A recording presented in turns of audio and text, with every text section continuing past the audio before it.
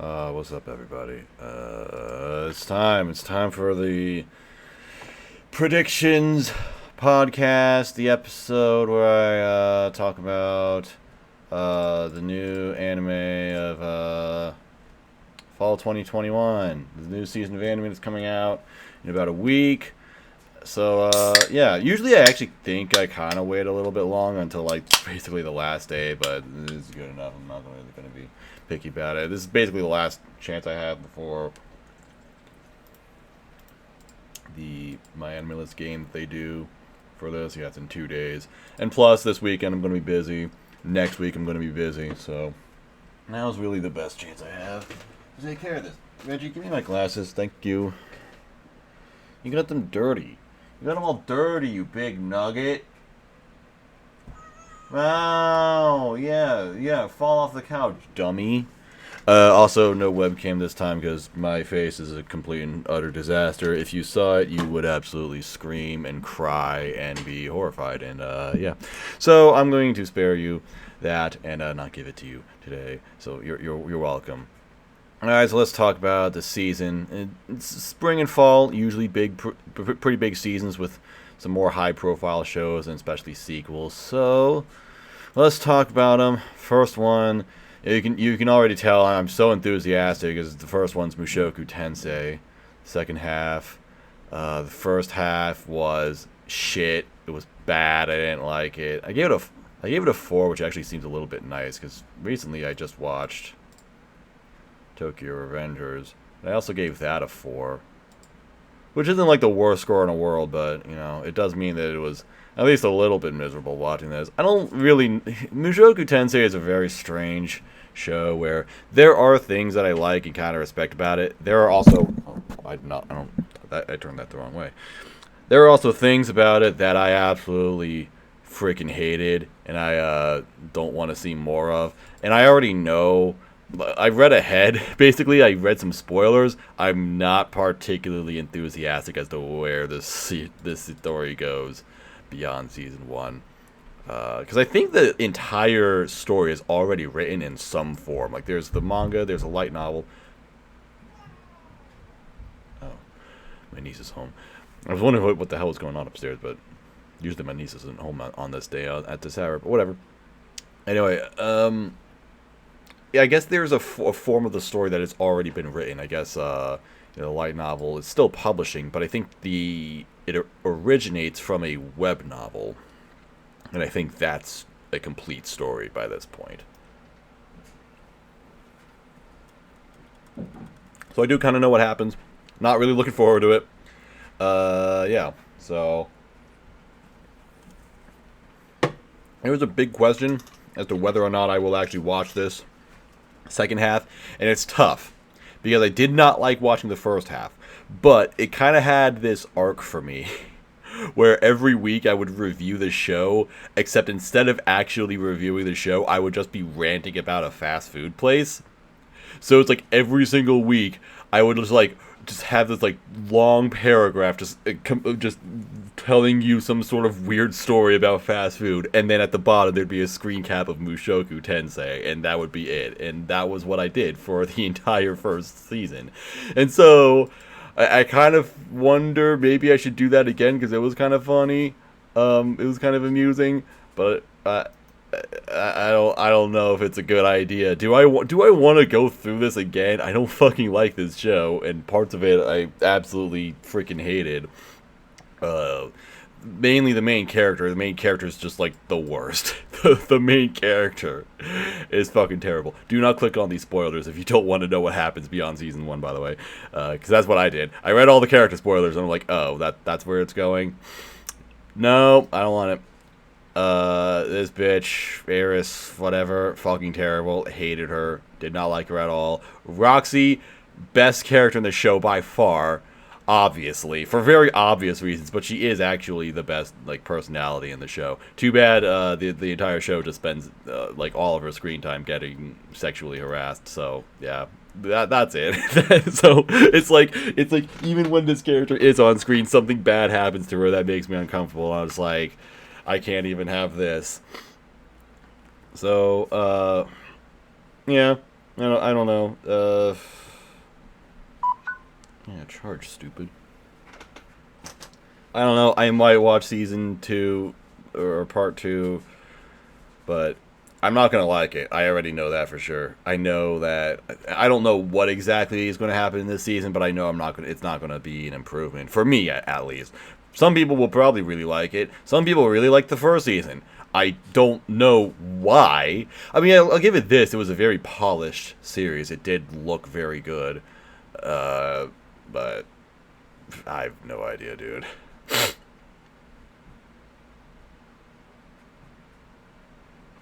So, yeah.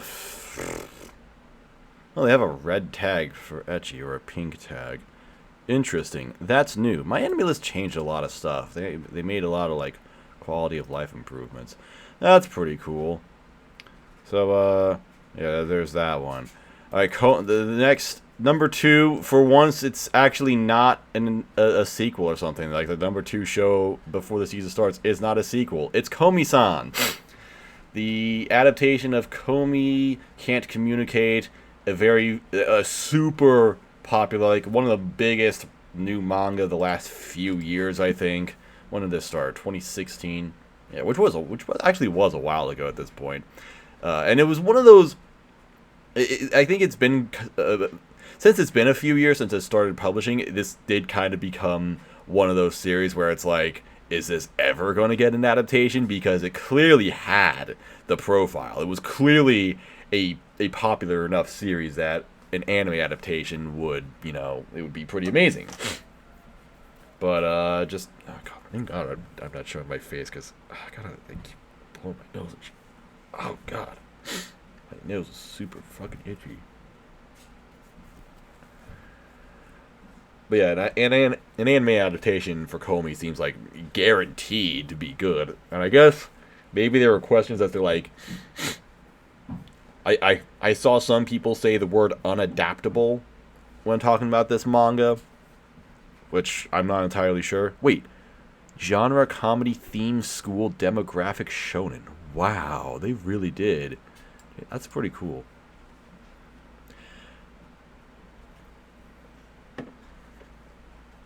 Which I don't know. I don't entirely know how something becomes unadaptable. I haven't read this manga. I know very little about it, actually. I'm not really sure like what it is about this manga that's like so good and so appealing to people. I mean, I just see like pictures of Komi.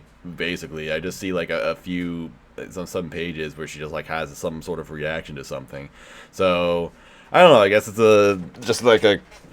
I mean, the title I think can put in something. Can put it in the neighborhood of like Tanaka-kun is always listless.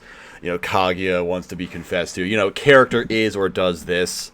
It's like that's like an entire genre of school comedies, and I'm sure this is another one of those. And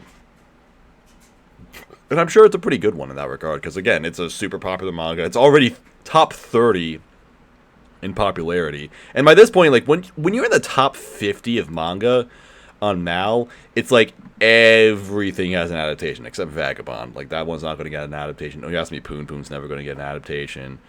But like for a while, Horimiya was on here.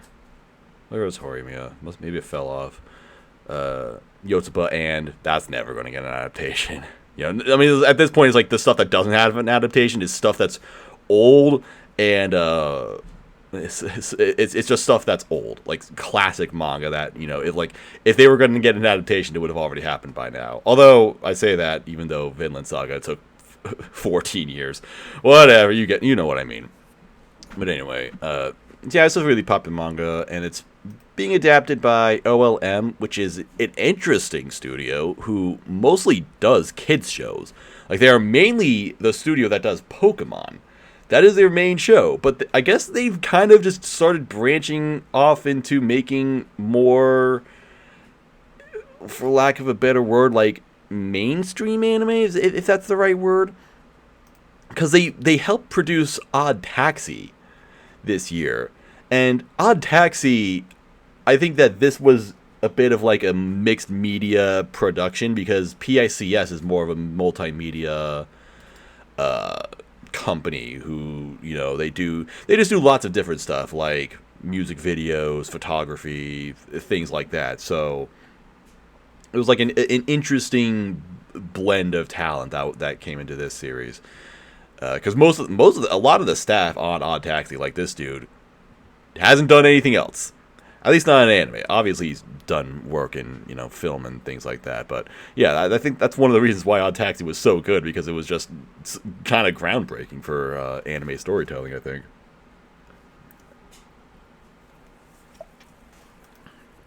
So, yeah, I'm not entirely sure what will become of this adaptation. I guess I'll watch a trailer real quick. Wait a minute. I just saw the Koga Aoi down here. Oh, you can't see my cursor, whatever.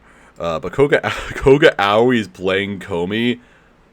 I'm pretty sure I already, like, you know, talked to F about that. But since F also really likes Kaguya, it's like, wow, perfect casting. I guess like Komi is the thing with her is that she's like this really hot girl on the surface, but then she's also just like super shy, and then has these very sharp reactions, very sharp moe reactions.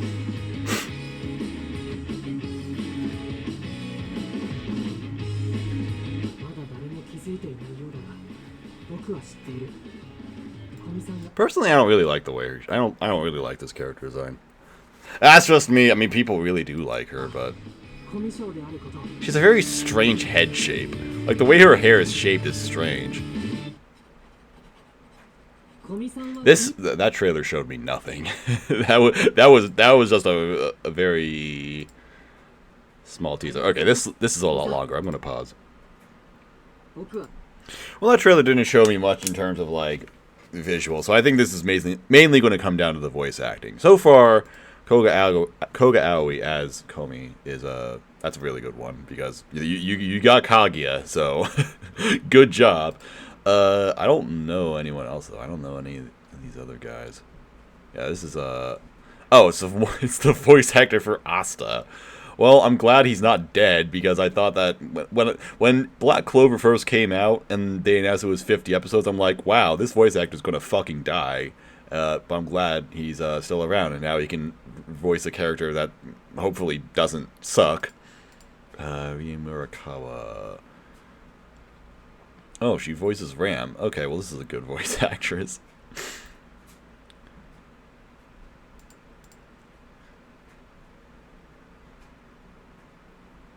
She voiced Nana in Muna no Nana. Oh, she voices fucking whatever the fuck, the guy in Fate that everyone wants to fuck. And Junya Enoki, I kind of know this guy. This guy's all right. He voices Itadori in GGK. Why did I say GGK? Whatever, you get it by now.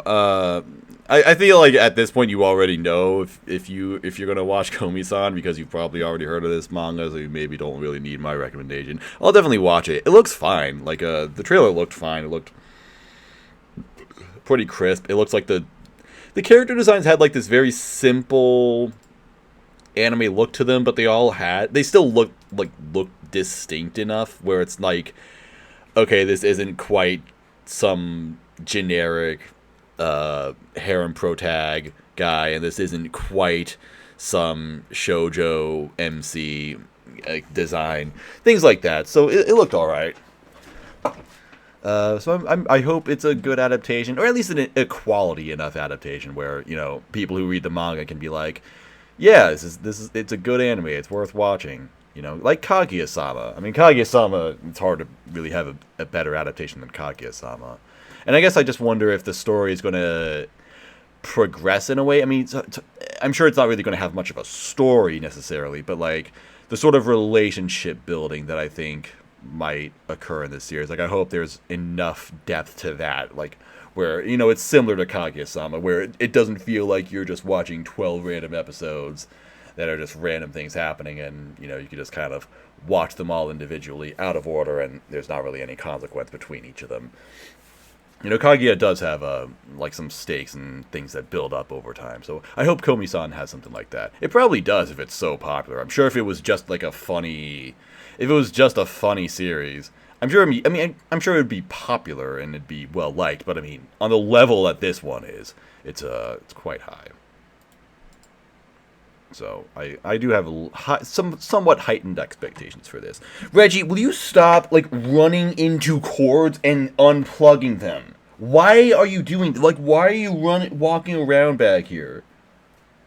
I need to give this cat like a cat wheel or something. He's fucking fat. Reggie, you are going to explode because you are turning into a ball. Well, yeah, it's true. It's true, you're turning into a ball. Now, go, like, run around. Although if you ran around, then you'd make noise and I'd get mad. I guess I'm a hypocrite, actually. I'm a total asshole. Anyway. So, here's another really big adaptation. Another not... Oh, I already opened it. Another not sequel. This is Platinum End. Platinum End, this is the manga by the guys who made Death Note. Death Note, Bakuman, is the same writer-artist duo that has been working together for a decade at this point. So naturally, Platinum End was going to be super popular, super hyped. And in a way, it surprises me that it took this long to get an adaptation because, again, you want to talk about Komi-san and like having the popularity of getting a popular anime adaptation. I mean, Platinum End being by the Death Note duo, you know, I mean, you're like guaranteed to have a hit on your hands right here. So it surprises me that there was never anyone. I mean, I'm sure it wasn't a matter of like studios offering to adapt it. I'm sure there are other factors in play, but still, it just surprises me that there was never any adaptation in the works. I figured we'd get one like 3 or 4 years ago. I suppose they just really wanted to wait for the manga to end because the manga is over, ended just at the beginning of the year, ran for about 5 years. And I'm reading it right now, actually. I'm reading it about a quarter of the way through. I'm reading this dude do, like, the Batman, like, where are they? So, and I like it so far, because, which shouldn't be surprising, because I've known about this series for a long time, and just hearing about it, I'm like, oh, this seems like it's my series, because it's a death game. It's a battle royale. In fact, it's basically just Mirai Nikki, where, these 14 people are chosen by God, or maybe not chosen by God specifically, but chosen by angels.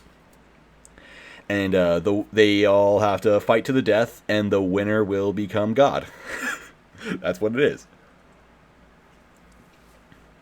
And there are very specific rules in play where everyone who's in the game has these specific attributes based on the angel that it everyone's accompanied by an angel, and the angel grants them special powers depending on. I mean, I say special powers. It's not even really that.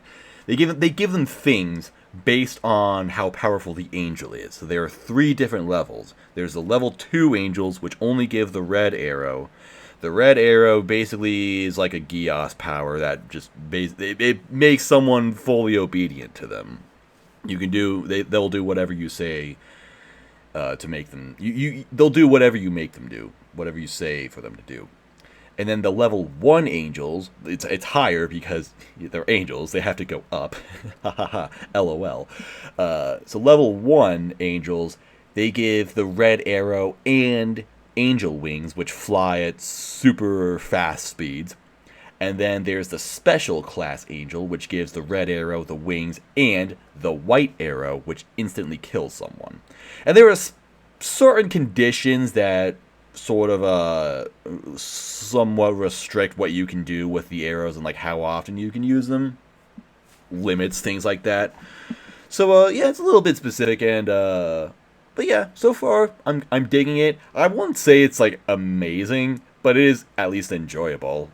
Again, I enjoy it. The story hasn't done anything particularly like interesting. I guess I'm just watching it, or rather reading it for like you know, just the action, I suppose, just the actual game itself that's taking place, because the characters themselves aren't particularly interesting, and I assume that people don't like this manga very much because it's just really edgy. It's really over the top, which shouldn't surprise anybody with this again, artist and writer duo. But like one of the earliest chapters has like a little girl basically being publicly executed, and she's like screaming and crying really loudly, and it's the art's like super intense and super detailed and horrific, and it's like, okay, this is probably why people have a problem with this, because this is a very, very popular manga, 51,000 members reading, which actually isn't, nowadays that's actually not as much. Now, like, I feel like a few years ago that would have been like, you know, this would have been like 50,000 members reading was a lot. Maybe not so much now because it's only ranked 219. But then it only has a 7.0 score, which is really low for something that doesn't have an adaptation yet. So, yeah, not the most acclaimed manga, and that's always kind of something that I noticed with Platinum End. Like, I always saw a lot of people reading it, and it was always placing really highly on the charts, like whenever the weekly manga reports or sales reports would come out, or weekly, monthly, whatever. This is a monthly manga, so I guess it doesn't release as much as some of the weekly ones. But yeah, I'd always see a bunch of like threads for people reading this, and then they're being like, yeah, "This manga's stupid. this shit sucks." So, I don't know, but I'll tell you what, I'm enjoying it so far, and yeah. Platinum End is a bizarre manga and an interesting failure. It starts out as a death game / Sentai parody. That's also another thing. Like, the main antagonist, at least so far as I've written, is basically like this Power Rangers dude who just acts as a superhero, but is also trying to like show off so that he can fight the other god candidates in the death game. And then he just like he basically just like gives up and then just starts murdering people. He's just like, I was like, okay, being nice to everybody didn't work, so I'm just gonna fucking kill everyone or some shit like that. He's interesting. I can't believe I got excited to read this trash. LOL. Oh yeah, this. It's a story about a boy who commits suicide but is saved by an angel. It's a very cynical view on the concept of God. Yeah. I think all of the characters that are in the death game have like some sort of really like both the main characters are like have like attempted suicide. The main guy whose name is of course Mirai, because of course it is. And his girlfriend Saki also tried to kill herself. One of the other major characters, this dude is like a stage 4 cancer patient, shit like that. Just really unfortunate things have happened to everybody in this series, so it's very gloomy, it's very dark, it's again very edgy, and I guess pretty cynical. I don't know about the stuff about hating God so far, but you know, I'll probably get there later. So anyway, yeah, I like Platinum End. I'm definitely going to watch this. I don't actually think I'm excited for this because the studio is Signal MD, who I think maybe can do some alright stuff. Although I think it's been a minute since they've actually done anything. Have they done anything since? Oh, they did Mars Red, which I didn't watch. They did the Dragon Show that I didn't watch. And they did 2 shows back in spring. And then a couple of, like, short films, or maybe not even short films. Is this a short film? Oh, 2 hours. I'd never heard of it. Well, whatever. They were involved with the Fooly Cooley stuff. I have no idea, but I don't know. I don't know if this adaptation is actually going to look good, basically. That's what I'm trying to say, and I kind of have low expectations of it. Alright, that's not an anime trailer. It's just saying, hey, we're adapting Platinum End, finally.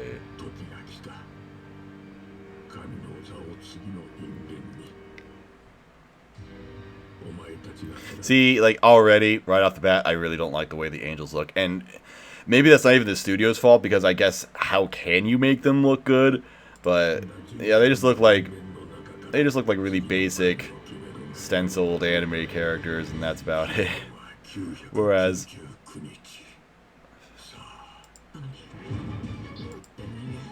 Yeah, the style is already like super generic and doesn't look particularly good.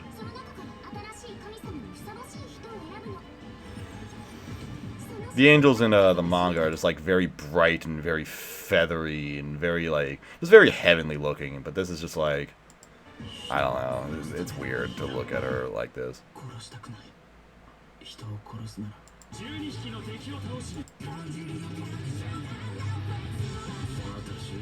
Oh yeah, Bandmate is doing the OP, which is fucking lit. So that's cool. So at least we're gonna get a good OP for this.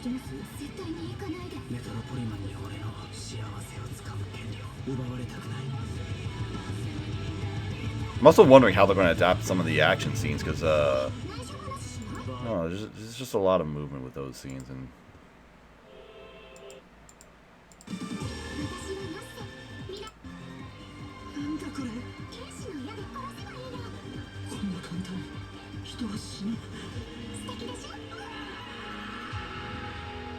I don't know. Something about this just reads to me like it's not going to look very good. And, yeah, I don't know. It's not a studio I trust so much. This is a style that I don't trust too much. Who's directing? You got two directors, actually. This old dude who has done a fucking fuckload of stuff. Mostly key animation and, like, character design and stuff.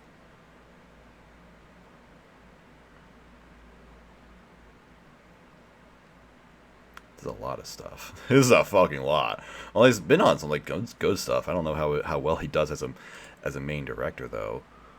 The director of Fukumenke Noise and Keijo. Wow. Thank you for the awesome part. Wait. Oh, he directed part 5. Interesting. I don't know if I particularly liked the part 5 direction. But, I don't know. Mao Ichimichi, not a voice actress I particularly care for. Miyu, who's this?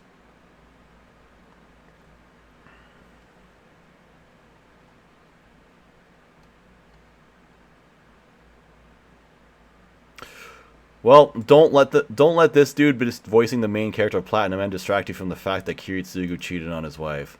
I guess that's all you need to know about Platinum End. So definitely plan to watch, but probably not going to be. Look, I'll probably enjoy it. You guys probably won't. I'm sure a lot of people will complain about how edgy it is. Maybe the animation won't look good, or I already don't like the character design. So I mean, although granted, it's not like the character designs in the manga were all that good. Except Nase. Nase, I would marry Nase. Look how cute Nase is. Look at that curly hair. That looks so good. This shit looks. That shit is. Yeah. Look at this. This is all. See, that's very angelic. It kind of looks kind of like she's a stone statue. And then this, no. No. No, we have to go back. That's not good. So, yeah. It is what it is, I suppose. Yeah, don't get your hopes up. This sounds like Future Diary. It is. It's not a flop like Future Diary was. Fuck you. Future Diary is the most influential. Future Diary exists. If it wasn't for Future Diary, we wouldn't have Platinum Man, so fuck you. As someone who read the manga, the first half was very promising, but the second half, it did a complete nosedive. Interesting, actually. That's your opinion, though. Well, thanks, Ecstasy, for pointing out that this was his opinion.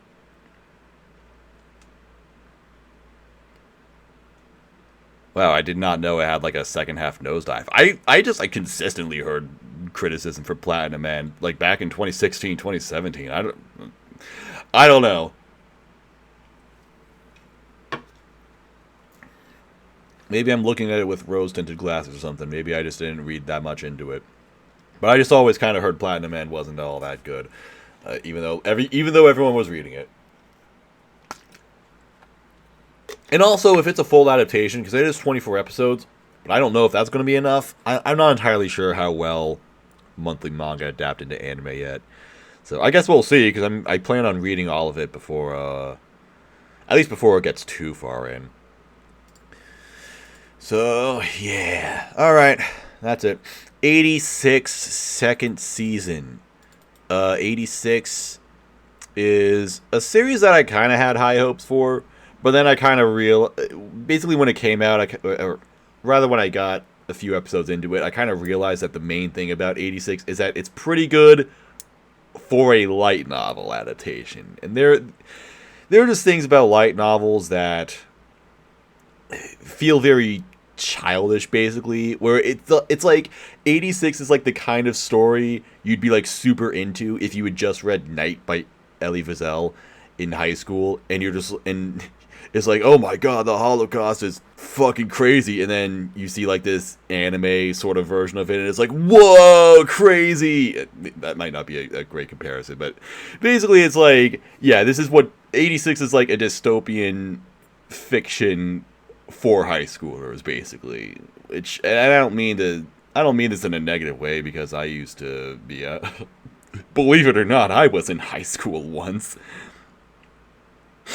So, yeah, but I will say it got a little bit better in the second half. I did actually end up liking it, at least a little bit, in the second half. So overall, I thought the show was fine. It did have some interesting things about it, and it was presented very, very well. I don't like A1 Pictures as a studio. At least I don't like their general style. So like, I think Lena is a great character design. This right here, this is hot. This is awesome. Yeah.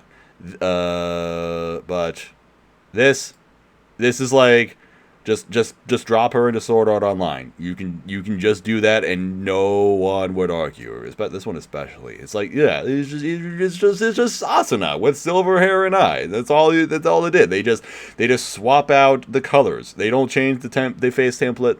They don't change the hair template.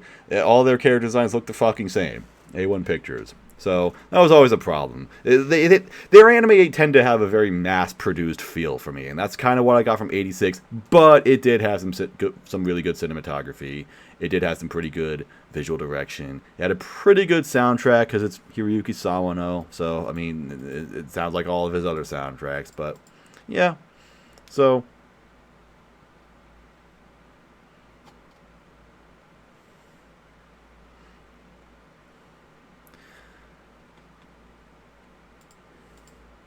So yeah, so I guess I'm looking forward to 86, especially because the first season sort of had like it didn't end the story itself, but it did basically bring an end to a specific arc and the characters of that arc.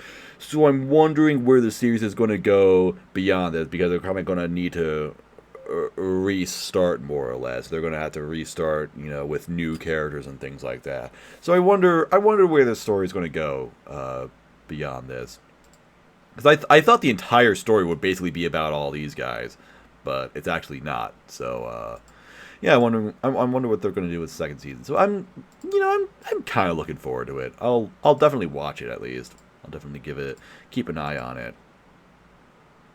Also, Mazarashi is doing the OP. I know Nyx is going to love that. I'm not really a fan of them, personally. Or him, whatever. Whatever. Alright, Blue Period.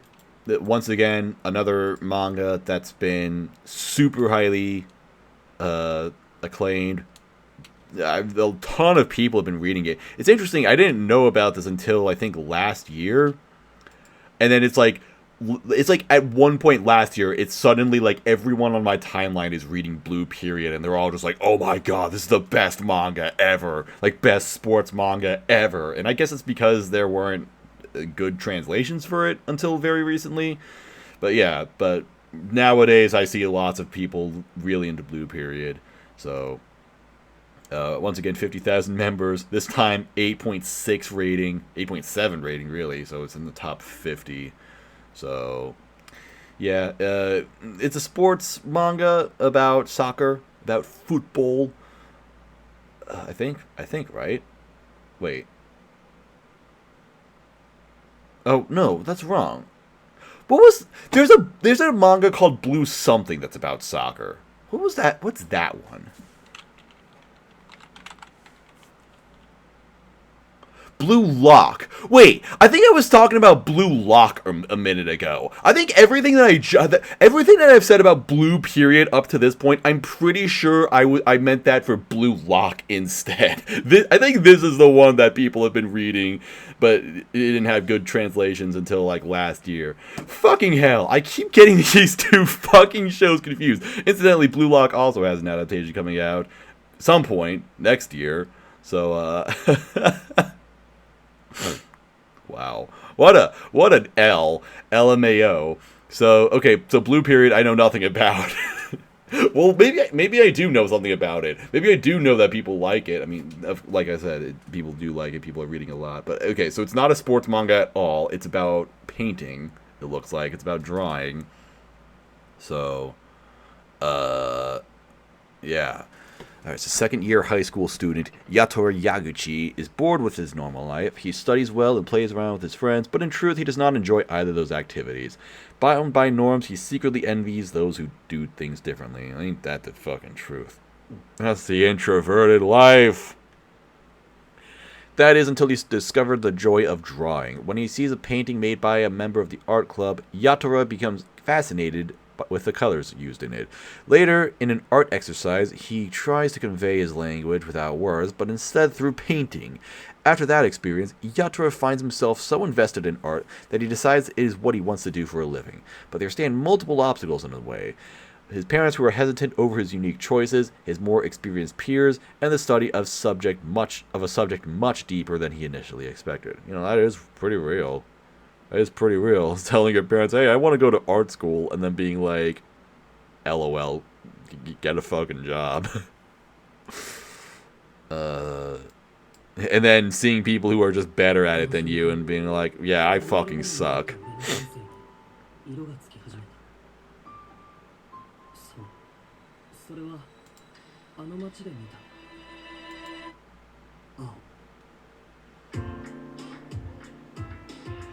Won some sort of award in 2020. That was a nice animation.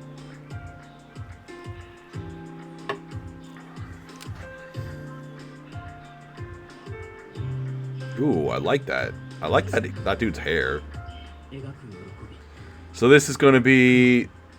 I already see it. This is the Bob Ross anime. I'm going to take a little bit of liquid white and alizarin crimson. And we're going to paint some happy little trees. There's some sort of smell in my room, and I've been trying to pinpoint what it is exactly. I hope it's a spider cricket that, like, burned up or something, because there was a spider cricket in my room this morning. I've never found out how or why, but in the 3 years I've been living here, like, I have no idea why this happens, but occasionally a spider cricket will just come hopping in the room, and I'm like, where the fuck did you come from? It's only spider crickets. Like, I don't get anything else in this room. I mean, maybe I'll find an occasional spider. That's it. Other than that, no. I don't get any insects or rodents in this room. It's just fucking spider crickets. I mean, this doesn't happen often, granted. If it happened often enough, then yeah, I would start a full-scale FBI investigation, but I have no idea. Anyway, it smells like burning rubber or something. Maybe it is actually... Wait. Oh, you know what? Maybe it's actually the rubber playmat that's, like, on the table. Maybe that's it. I have no idea. I got a playmat of I'll show you this table that's next to me. Hang on. Let me get the video capture device. Oh, it's not plugged in. You know what? Maybe I can't do this now. Maybe I'm unable to.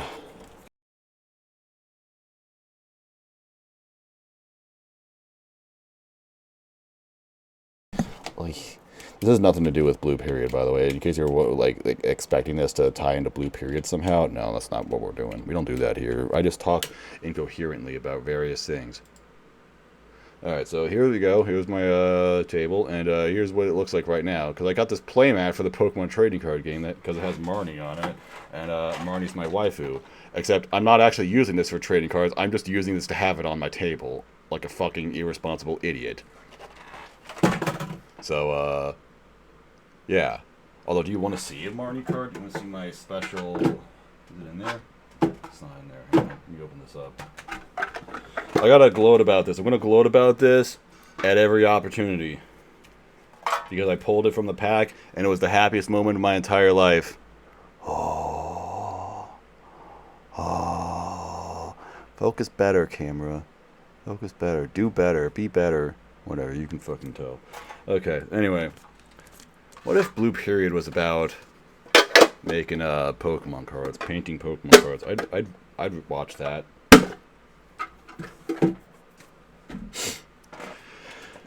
Anyway.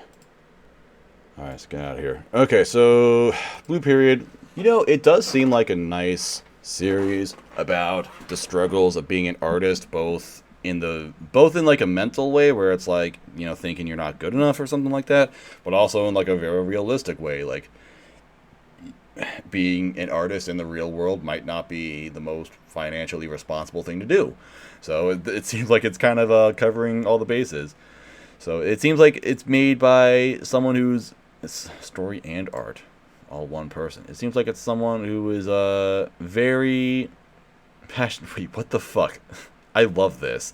I love how when artists, when mangaka just like hide their faces for some reason. It's like, why? I don't know why, but nude model? What is this? Alright.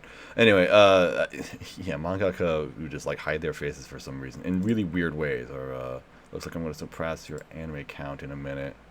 So, what? I'm the friend of the guy. Hey. Who is this man? Okay.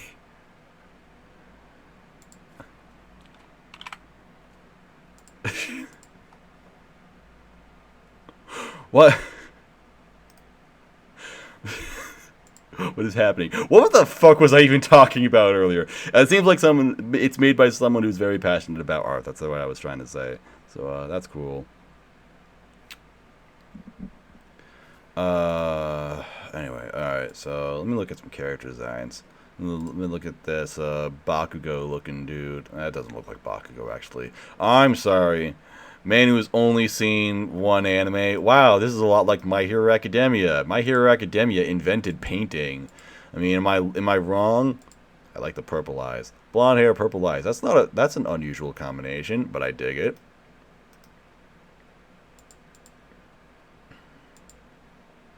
Yo, this dude's hair. What is this? That's a look right there. Remember the cram school? Oh wait, it's a she. Huh. Wouldn't have fucking known. I thought this was a dude who had long hair and just liked it like that or something. Seemingly positive, energetic, and a bit eccentric, she suffers from an inferiority complex to her older sister. This causes her to be highly emotional, lack self-confidence in her abilities, and fail to see how her artistic innovations inspire people around her, including her sister. Maki is also very friendly and caring. She shares her food with people around her. She shows that she worries a lot about the health of those around her. Well, that's nice. She seems wonderful. This is my favorite character. Sekai-kun.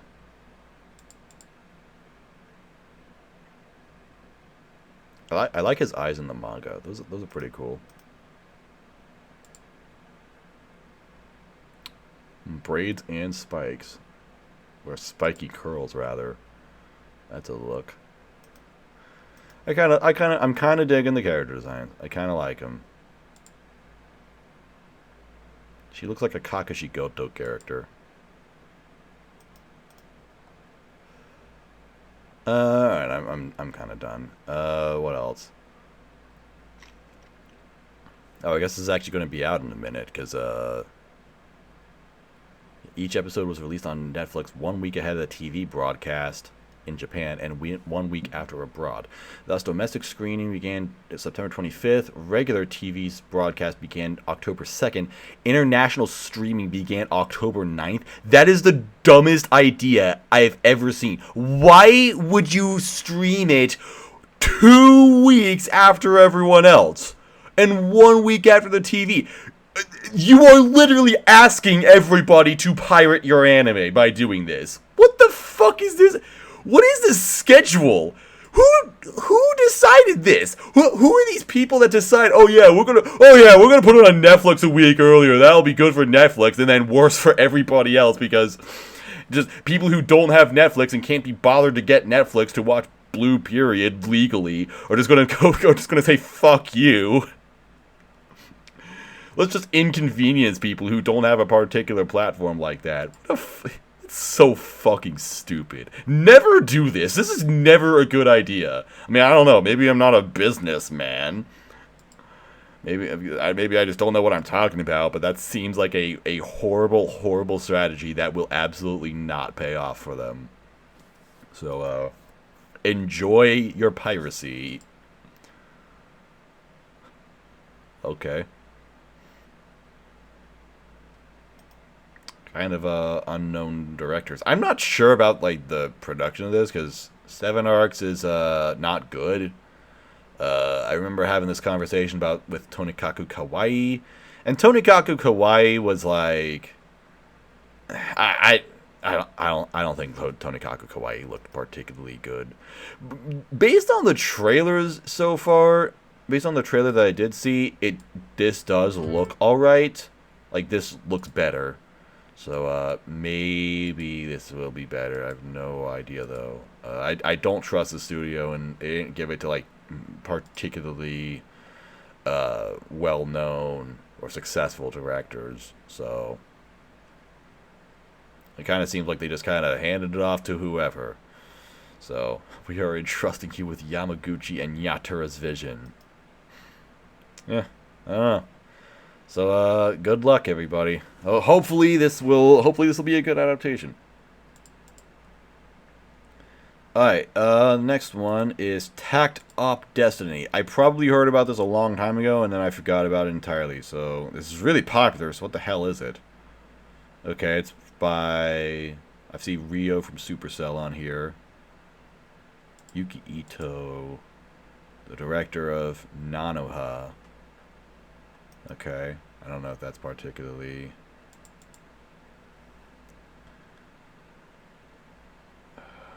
Hibari Oji.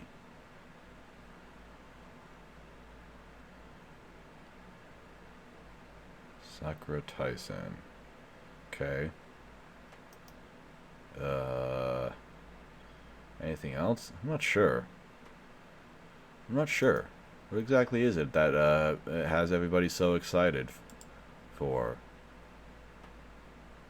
Fate Guilty Crown anime?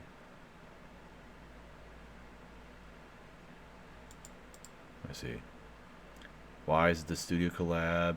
Mappa and Madhouse.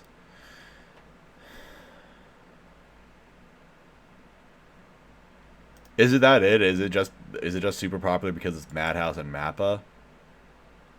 Maybe I did see this and was like, oh, this looks pretty cool. Now knock at the door.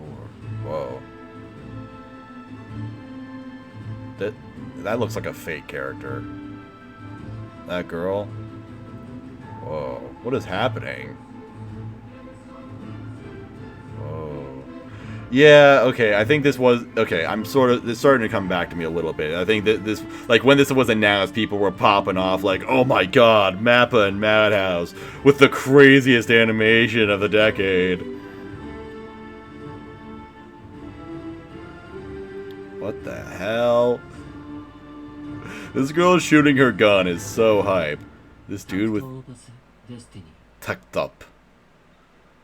Okay. That was very good. I liked that. Destiny is her name. LV Beethoven Symphony No. 5 in C minor. A music cart with destiny in its body? What does that mean?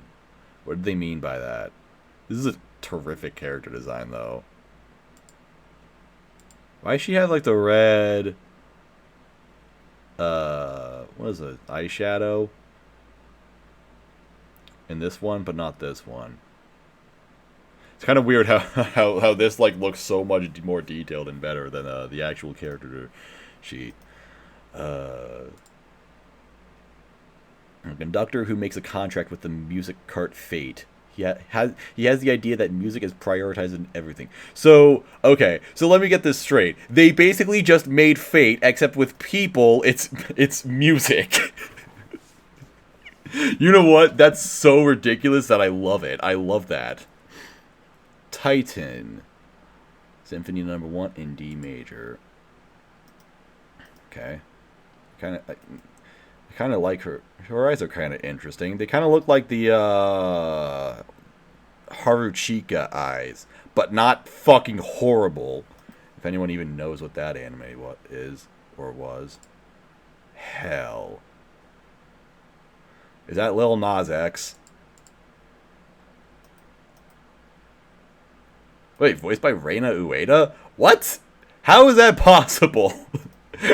That... Okay. And then Heaven, voiced by Inari Minase. Oh, yeah, I like these. New York Symphonica. I like these designs a lot, to be honest. These are pretty cool. In the story of the anime, one day a black meteorite fell on the world, and the world completely changed. The meteorite produced grotesque monsters called D2, which started running rampant. D2 very quickly banned all music, which was the one thing able to overcome them. But there were some people who resisted the D2. They are young women who hold the power of music, the music heart. These young women hold scores that are able to defeat the monsters, and there are also people who lead these women, the conductor. This anime takes place in America in the year 2047, which has fallen to ruin thanks to D2. Tact, a conductor, is partnered with a music heart named Unmei. Tact yearns for music to be returned to the world, and Unmei wishes to destroy the D2. Their aim is to travel to New York. Okay. So, it's Fate, but with music.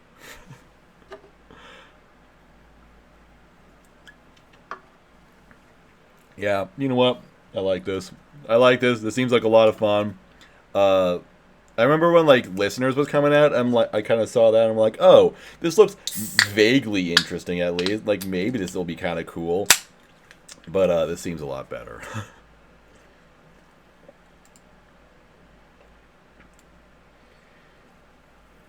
Can I already look at Oh yeah. And I'm kind of a fan of Rio. He's a pretty good music guy. I'm a fan of Supercell and Egoist. So that's cool. Wait a minute.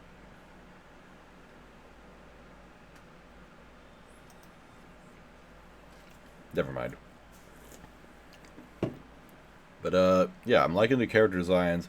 That trailer looked pretty crazy, so that's cool. Is there another trailer? Oh, there is.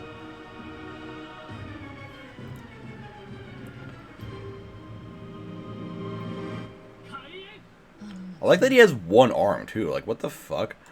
Look at this dude. My man's only got one arm. Or maybe he just doesn't like wearing another sleeve. Maybe he just decided he just doesn't need to use his left arm, so he just kept it tucked in the shirt, leaving the sleeve to run wild.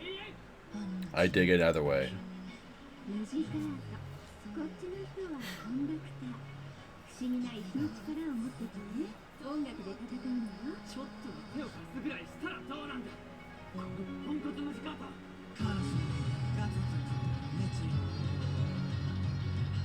Ooh. What? These animations are like so expressive. So is this also a road trip anime? Or...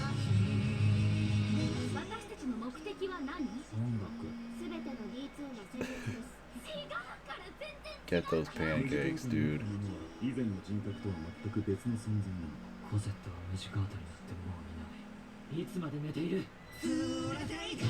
Wait, what? His hand? What the fuck?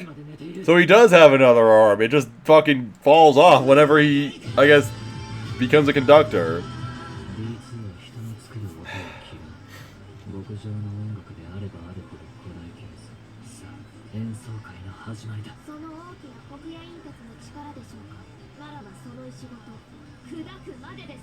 This girl looks so good, honestly.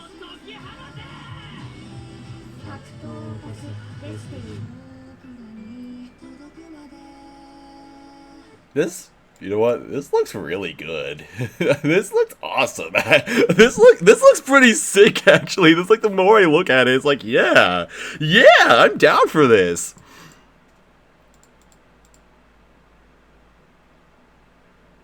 Music by Yoshihiro Ike. Okay. Okay, this guy's done some interesting soundtracks before. Who did the character designs? Lamb.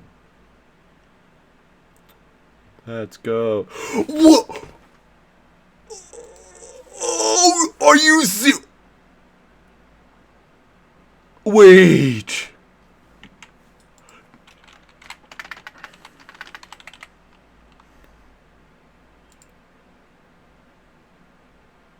Oh my god, it is!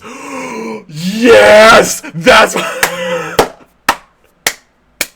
oh my god, it's the character designer for Kureiji Ollie. Fuck!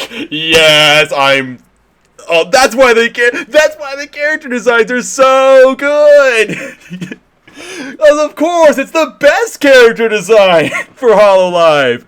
Oh, that is so exciting. Fuck yes.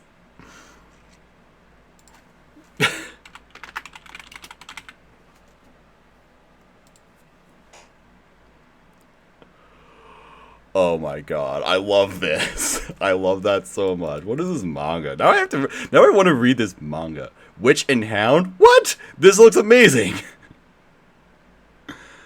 Published as in English so I can read it just for the illustrations. This cover looks awesome.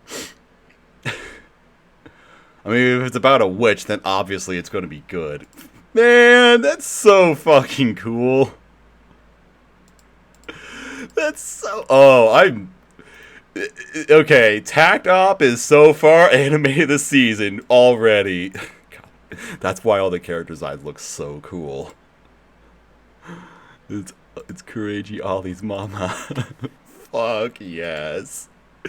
Oh, I love this character designer.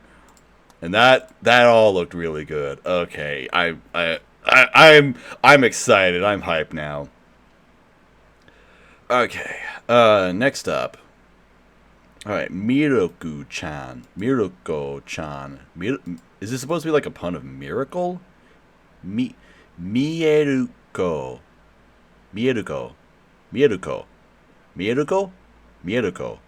Yeah, miracle? Mieruko, miracle? Miracle? I don't know. Miko is a typical high school student whose life turns upside down when she suddenly starts to see gruesome and hideous monsters. Despite being completely terrified, Miko carries on with her daily life, pretending to not notice the horrors that surround her. She must endure the fear in order to keep herself and her friend Hana out of danger, even if that means coming face to face with the absolute worst. Blending both comedy and horror, Miruko-chan tells a story... Sorry, this is like a hard one to say. Miruko-chan. Miruko-chan. Miruko-chan. I'm going to butcher that every time. Tells the story of a girl who tries to deal with the paranormal by acting indifferent towards it. That's one way to go about it.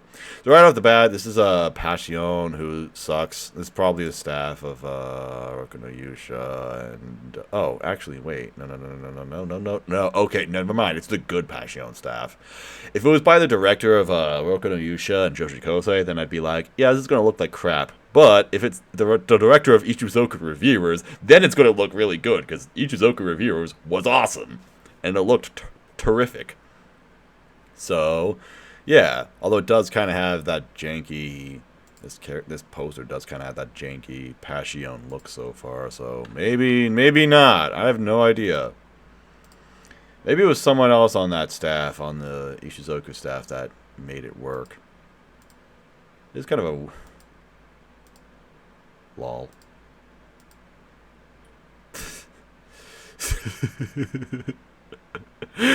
What the fuck?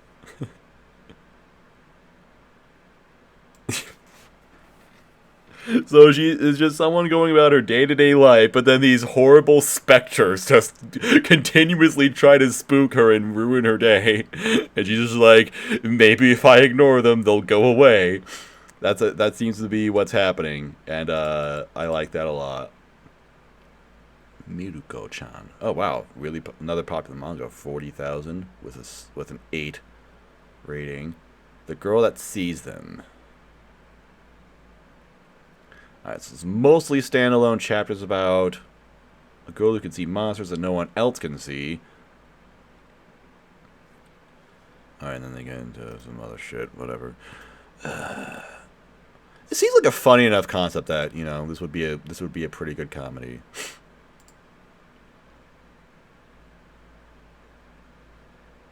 I like her manga design better than anything else. Like seeing her in color, it's like, not digging the colors. Believe it or not, there is such a thing as too much yellow, especially with like the black and all. Yeah, I don't know. I'm just not a fan of this. But this looks good. I'd use that as a Discord avatar or something.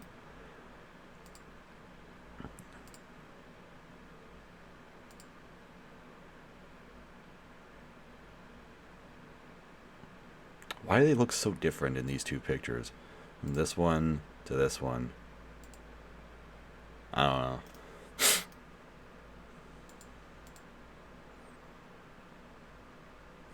I like the mushroom hair ties. That's a cute detail. See, this looks cute. I like this. That one's not bad. I'm kind of not digging the school uniforms though.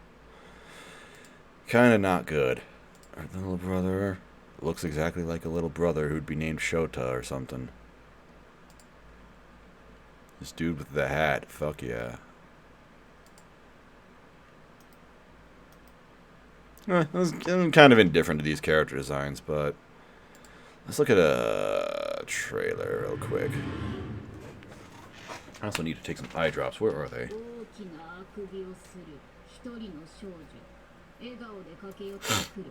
That was a very interesting boob shot. Oh wow, her hair looks a lot better in animation. That's awesome. Get the fuck out of here. I like that, actually. Okay, you know what? Maybe I was wrong. I do kind of like this.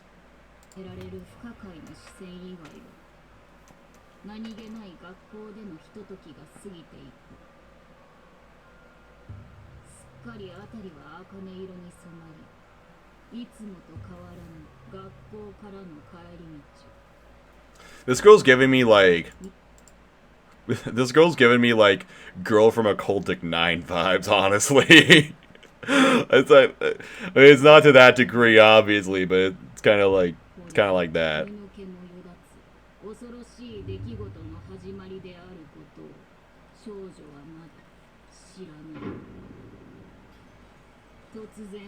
I can't understand anything you're saying. Oh, shit.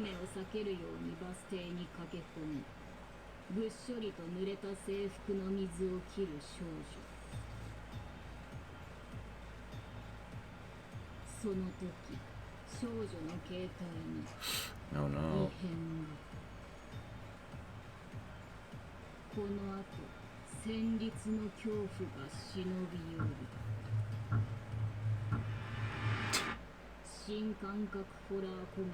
Oh no. Suddenly she realizes that her life is now in an anime adaptation. Okay, that was a weird trailer, honestly. What about I should stop watching the teaser trailers.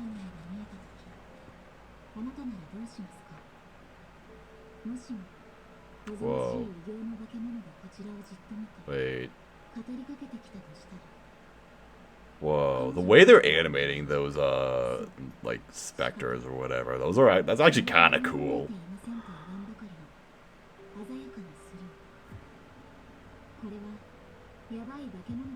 Yabai. Yabe.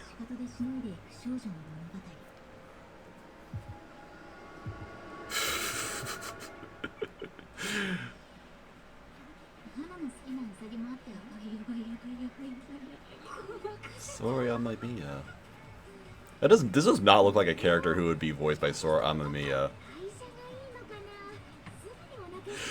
Wait, it's the voice actress for Elena. This is actually my favorite character.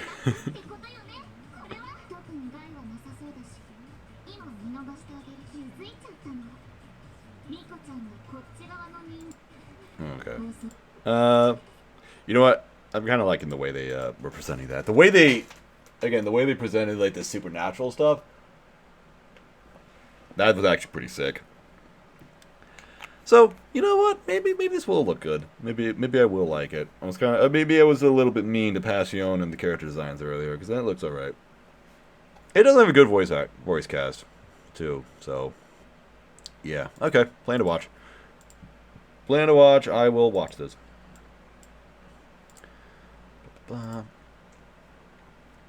Alright, what is this? Alright, Isekai, Sekai, Psycho, no, Ansasus, Shaf, what? Isekai, Kizoku, ni Tensei Suru.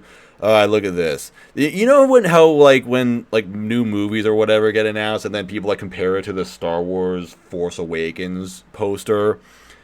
Like they compare posters to the Star Wars Force Awakens, whatever. It's like you can do that with isekai. You get like got the main character guy looking edgy in the center. Can I get a bigger picture of this? Let's blow this up. You got edgy main character guy standing in the center. You got like spirit circles and lens flares or whatever other effects bullshit happening all around him. You got different female characters posed around him.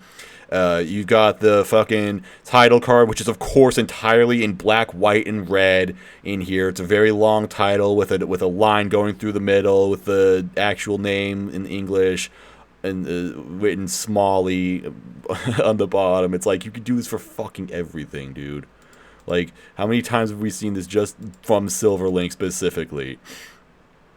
Like, there was a I mean, maybe kind of, not to that extent. Okay, maybe it wasn't Silverlink. There was some anime that I swear had the exact same poster from like last season or the one before or something. Like this one.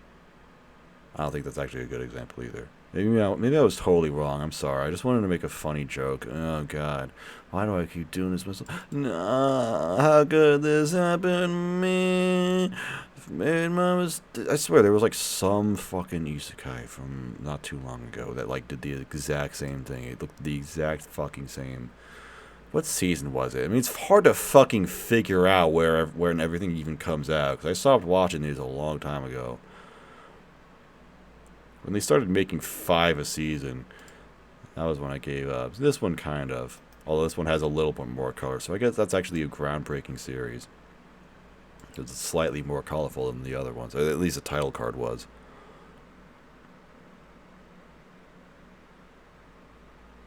I swear, there was like some edgy isekai that came out like 2 seasons ago that like had the exact same thing. And now I'm like not going to stop looking around until I fucking get my answer, until I get an example that suits my needs. Whatever. Well, whatever. Does that mean does me being wrong mean that this is going to be a good show? No, this is going to suck. The world's best assassin to reincarnate in a different world aristocrat. The world's finest assassin gets reincarnated in another world as an aristocrat.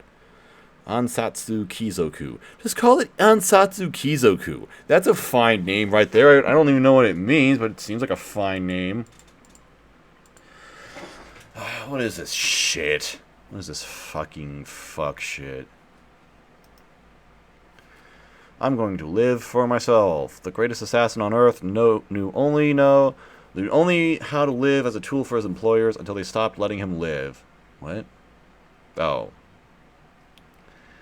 At first I'm like, wait, doesn't he work in like an office? No, he's an assassin. Okay, cool. Reborn by the grace of a goddess into a world of swords and sorcery, he's offered a chance to do things differently this time around. But there's a catch. He has to eliminate a super powerful hero who will bring about the end of the world unless he is stopped. Now known as Lu Tuathade. The master assassin certainly has his hands full, particularly because all of the beautiful girls who constantly surround him.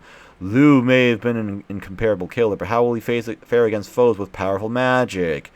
They literally have a better show in the first sentence of the whole synopsis, where it's like, where it's just describing his backstory. The greatest assassin on Earth knew only how to live as a tool for his employers until they stopped letting him live. What if this was a story about a guy who was an assassin who was then trying to escape his employers who were like trying to assassinate him or some shit like that? What if it's just about a story about a guy who's, you know, doing some dangerous work until the system decides he's too dangerous and they need to get rid of him, but then he catches on to it and so he just needs to live for himself from forevermore or whatever. This is literally a better show right there, but instead it's just no. He just reincarnates in another world and has magic now. Fucking hell! Like, how do you do that? They literally just. I don't understand, man. I don't understand some of these light novel authors. How did you write a better story on accident? Oh, fuck. These character designs are whatever. I don't know. I mean, they're not very good pictures, so maybe go to AniList. Let me pick up.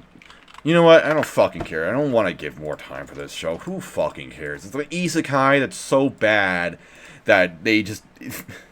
I already said it. I already explained it. Oh wait, it's by Katsuhiko Takayama. It was this. Wait, so this is actually going to be good. Because this guy has mastered the art of ruining stories permanently. Like, he's the master of making cursed adaptations. Basically. Wait, maybe I should read this. Or watch this, rather. The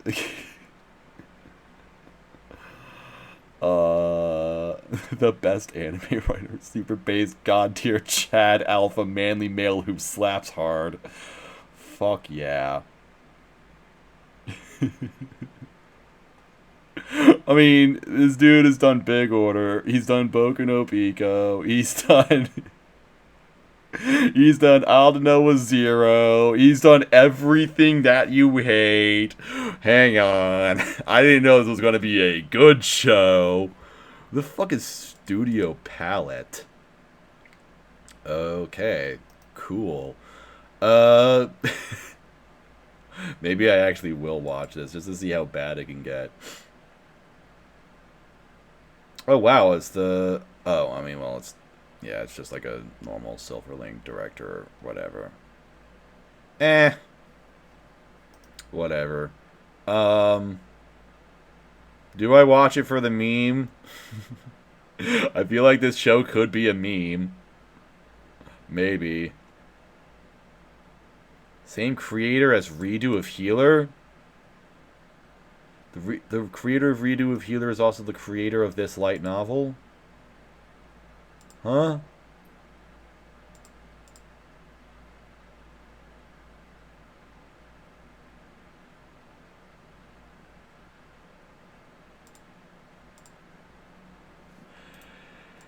Shimatsu no Harem. World's End Harem.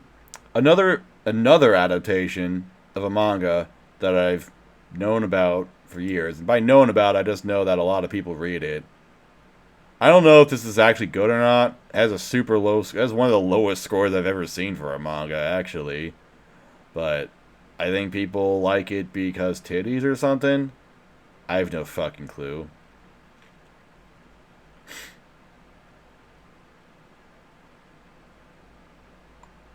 What?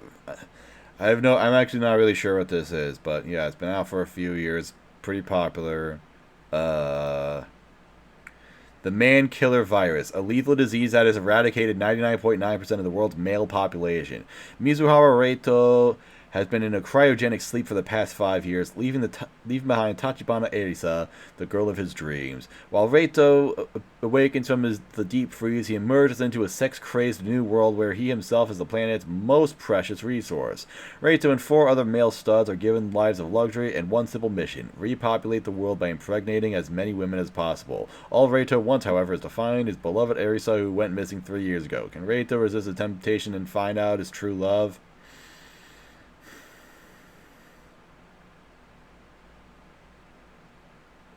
You know what? That sounds funny. I kind of don't care. Because I know what's gonna happen. It's gonna be a show where all the girls want to fuck, but the guy doesn't fuck because he's a weirdo and I guess has morals or other important things to do or something. I have no fucking idea. Who the hell's this girl on the cover? Oh, here she is. For some reason, I couldn't see her originally.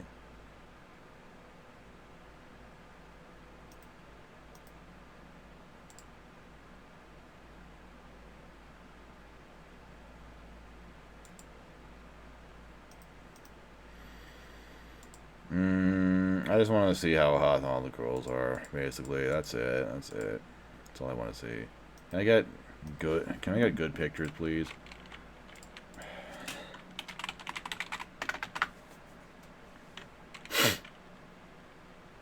Notification. Thanks, code. Is that Lena?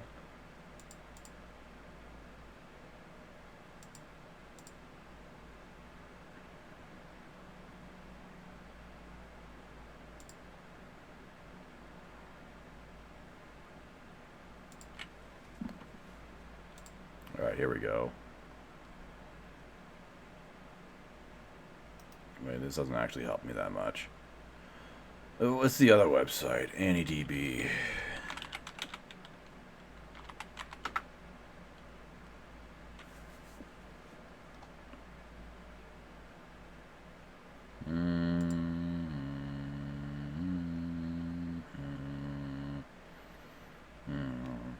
So how are you guys today? You having a good day? I hope you're having a good day, good week, good weekend. Where the fuck is this fucking show?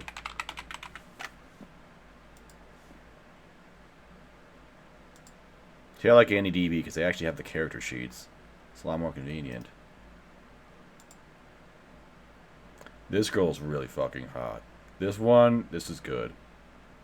Indirectly related clubs, Gasai Yuno fan club. Okay. Why is she Gasai Yuno? Is she a yandere? Who's this girl? What's her name? Zuru. She's not even in the top 10 characters. Where the hell is she?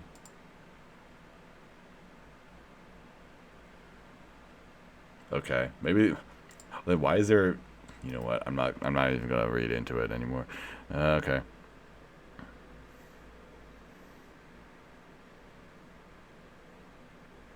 She looks nice, but not in a hot way. Just in like it's like a good character design way. What the fuck is this one? What are you wearing? Why is it?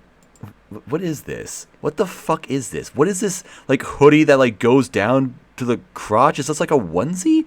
But it has the belly button open? How does that work? How does that even work? What is this? I don't understand this. Why is there like, if it's like a sort of like onesie, then why are there like pants or something? What is this outfit? This is fucking weird. This is freaking me out.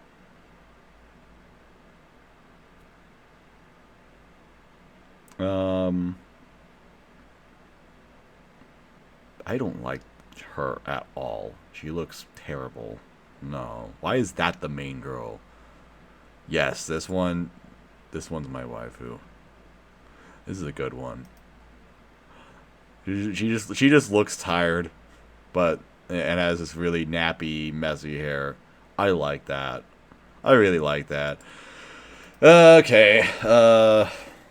What do I say about this? I don't fucking care for ecchi harem anime all that much.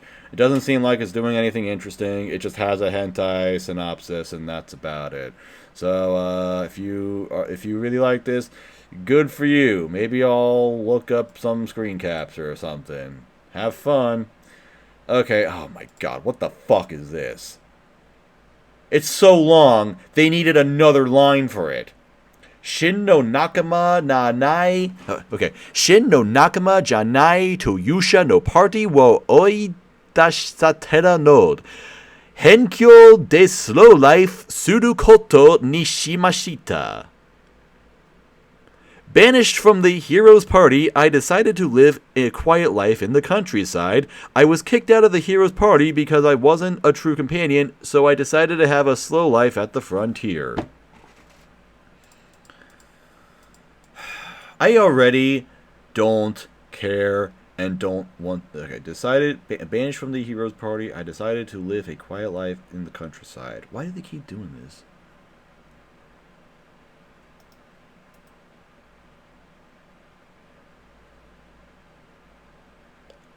Shosetsuka ni Nato translated. Oh, I thought that was like a name for the like Wikia. Like I thought it was like there was a name for the series, and that was the Wikia from it. Never mind.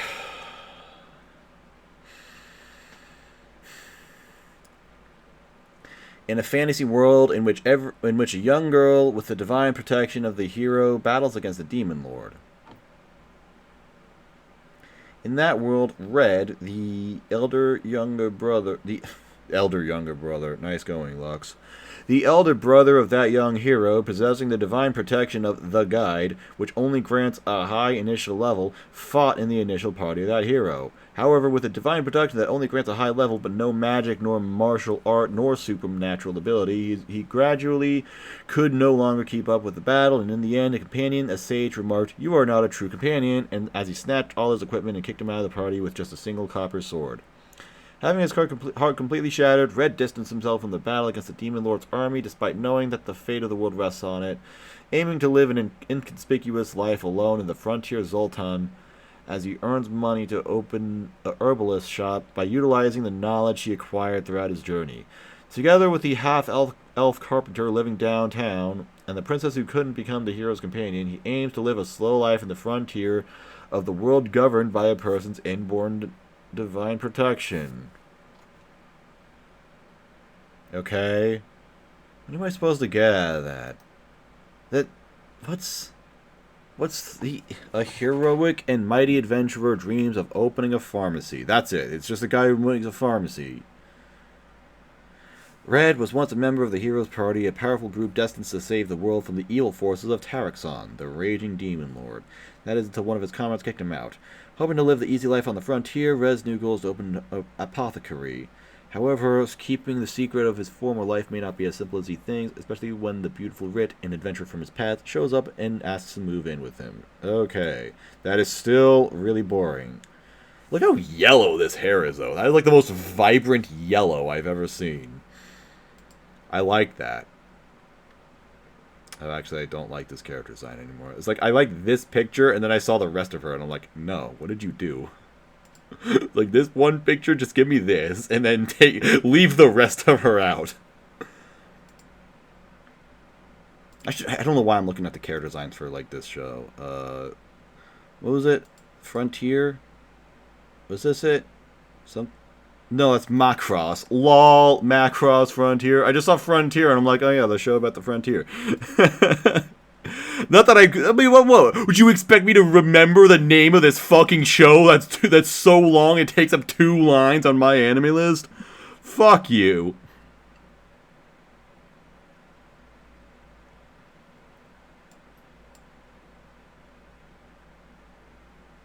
Yeah, no thanks.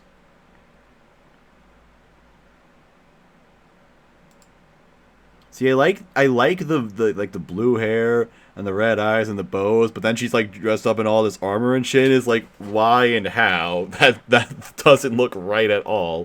Why is everything related to the Gasai Yuno fan club? What is is this like targeted marketing or something? Theodora, whatever. Okay, Night Girl looks very. This looks like a bad guy. Okay. Whoa, I like her. She's kind of cute. Voiced by Rie Kugamiya? Huh? Why'd they get Rie Kugamiya to voice this random ass character from like from some generic ass isekai? She does have the best character design, which doesn't say much, unfortunately. What is it? Studio Flad? Okay, they've done nothing. And Wolfsbane, who's done nothing, like I thought. Okay. It's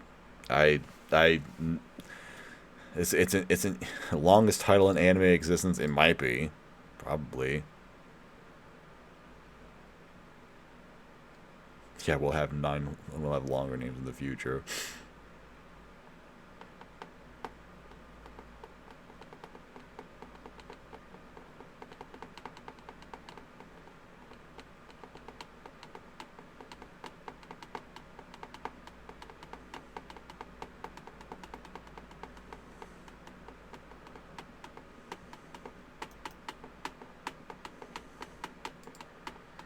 I wonder if that would, like, break my list if I added it. Let me add to Planet Watch and then see what it looks like on my list.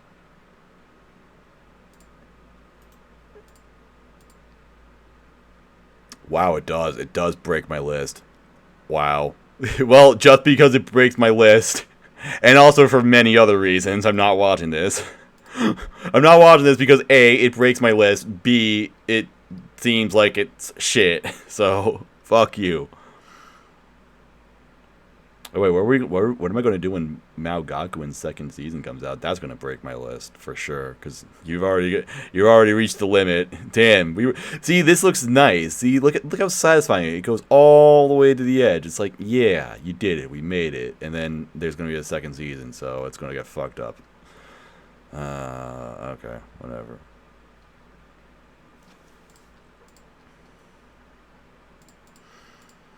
Okay. Oh god, I'm so fucking tired. I'm so bored of it. I'm so tired of this shit.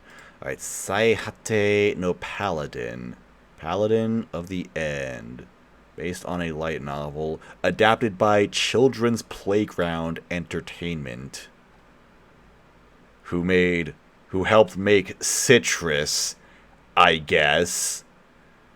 Congratulations.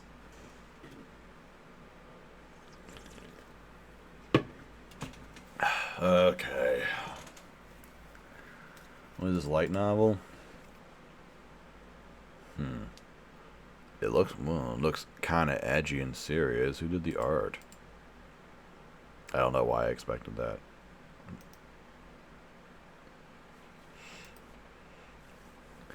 In the city of the dead, long since ruined and far from human civilization, lives a single human child. His name is Will, and he's being raised by 3 undead. The hardy skeletal warrior Blood, the graceful mummified princess Mary, and the crotchety spectral sorcerer Gus.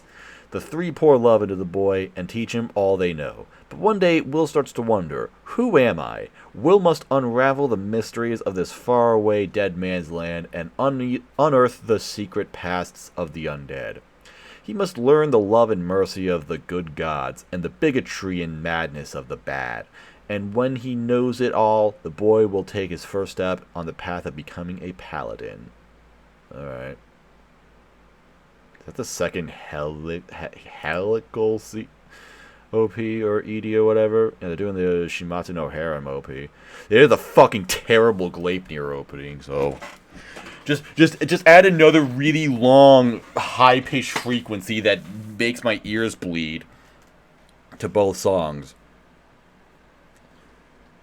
I am not comparing, but Jobless Reincarnation vibes. You know what? I kind of didn't want to say it, but it did seem like it had the same thing as like Jobless Reincarnation, where it seems like it seems like it'll be a long fantasy series that starts from the main character at a very young age. Basically, that's kind of what it seems like. I like that they combined their names to Mary Blood. That's actually cool. William Gus Mary Blood. That's probably what it is. That's sick. Okay. AnyDB, help me out with character designs again. What was this show? Saihate.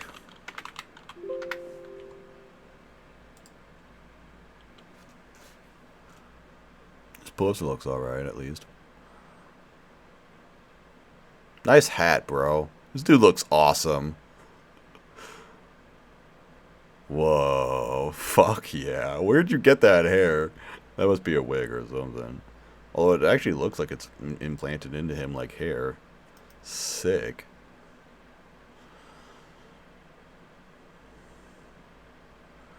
What the hell? Man, huh. Okay.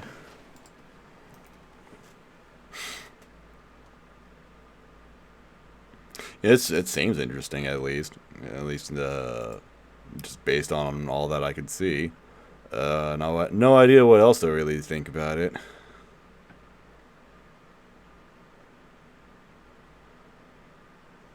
Wait, both animes he's directing this season? Oh, he's also directing. He's also directing Shimatsu no Harem. How the hell? Well, whatever. Let me look at a trailer. Look at this. Okay, I'm gonna pause this. That trailer didn't look like particularly good. It's really just going to come down to the story at the end of the day, basically, because it's so far it's not like impressing based on like the actual synopsis. I mean, I guess it's fine. It's a fine synopsis, and maybe it's interesting in the fact that it's a fantasy anime that's not a fucking like gacha game or RPG or isekai or some shit like that. But yeah, nothing about it like stands out. So. If it comes out and like the first episode is good and it's got like really good characters and the story seems cool and like the world seems really cool, then yeah, I mean I could see this working out. I don't know if I'm gonna plan to watch it right now. Maybe I will later if I don't have enough to watch.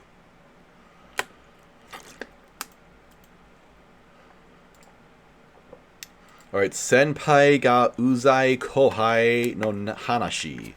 Synonyms: my senpai is annoying. Oh boy, it's another anime about a character who's just a fucking annoying gremlin. Igarashi Futaba's new job would be great if her senpai, Takeda Harumi, wasn't so incredibly annoying. Futaba hates his laugh, she hates how big he is, and she really hates that he treats her like a little kid. Just because Futaba is short and looks young doesn't make her a kid, and just because she spends so much time with Takeda doesn't mean she sees him as anything but an annoying senpai. Or does she?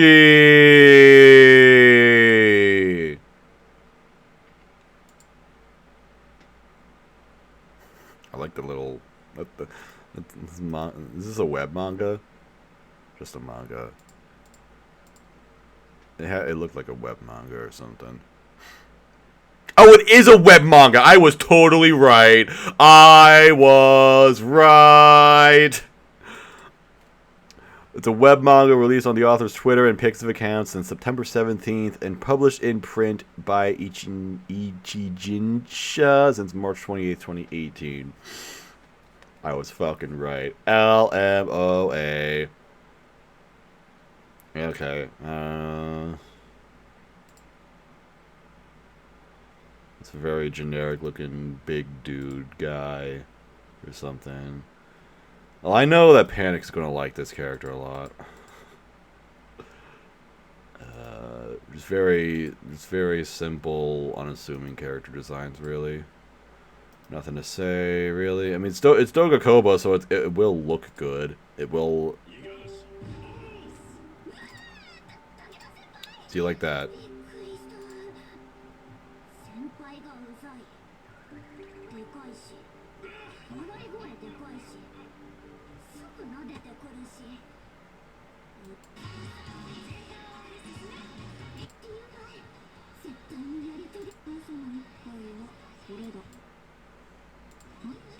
Never mind.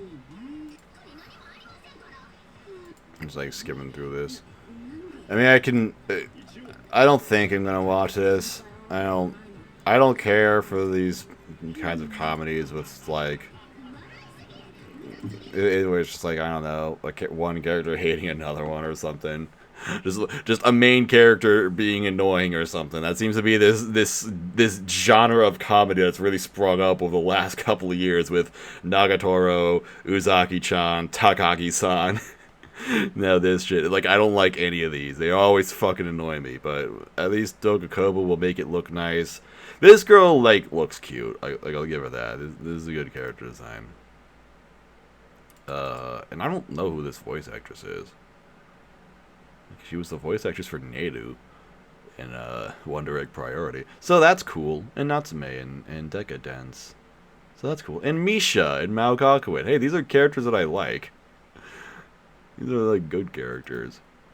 Well, I don't care for Natsume that much, but yeah, she's a good actress. Okay. I mean, I'm sure that there's going to be an audience for this, but I'm not part of that audience, so I'm probably going to skip that. World Trigger third season. Well, World Trigger is this anime that people were like wondering, people thought it would never get a second season, even though everyone has always said they wanted a second season, and then it finally came out, and I heard literally nothing about it. I guess I just don't have anybody. I guess I just don't know anybody who's seen World Trigger because it came out and no one cared. Second season finally came out. Literally no one cared about it. So, all right, but now it's got a third season. So, okay, cool, good for you guys. Oh, now why the fuck is this? I did not know this was coming out now. It feels like this got announced like 2 months ago. Fucking Isekai Restaurant. Of all fucking shows, Isekai... Oh, wow, it was back in April when it got announced. Okay. Okay, but... Okay, Isekai Restaurant is not a terrible series or anything. Given the fact that it was kind of early to the party for... It wasn't...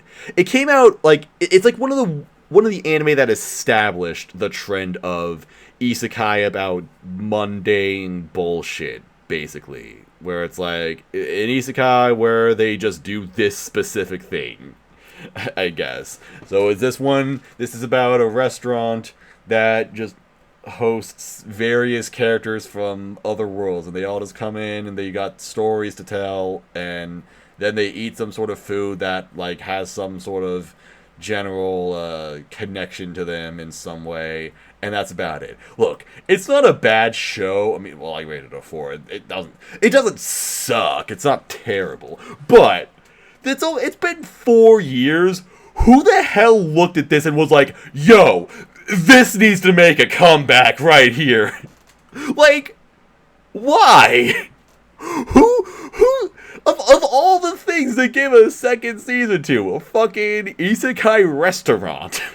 Like, I don't understand, personally. This is a very, very weird thing to do. Yeah. I just don't know what to say. It's just like, how the fuck did this happen? Of all the shows that get a second season. Like, I mean, if this got a second season, like, a year after the first, then it'd be like, okay, whatever, they're just building off of, whatever hype it had. But it's been 4 years since the first season. Who the hell cares? Who even fucking remembers this show? Apparently 24,000 people do, but I don't understand. It's really weird. Alright, I was kind of thinking we might just already be out of, like, the big stuff, but it feels like we're already in, like, the niche part of the season, even though we haven't talked about a whole lot. That's interesting. Whatever. Alright, Suki to Laika to Nosferatu. Moon Laika and the Blood-Sucking Princess. The first astronaut in human history was a vampire girl. That is already the most interesting thing anybody has said this season. I'm already hooked on this. Following the end of World War II, the world-dividing superpowers Federal Republic of Zernitra in the east and United Kingdom of Arnak in the west turned their territorial ambitions towards space. Both countries have been competing fiercely for development. East History 1960. Gergiev, the chief leader of the Republic, announces the manned spaceflight program Project Mektat Dream, which, if successful, would be the first feat for humankind. At that time, Lev Leps, a substitute astronaut candidate, is ordered to perform a top-secret mission, the Nosferatu Project, a program that experiments with vampires prior to manned missions. Will use Irina Luminesque as a test subject, and Lev is to monitor and train her.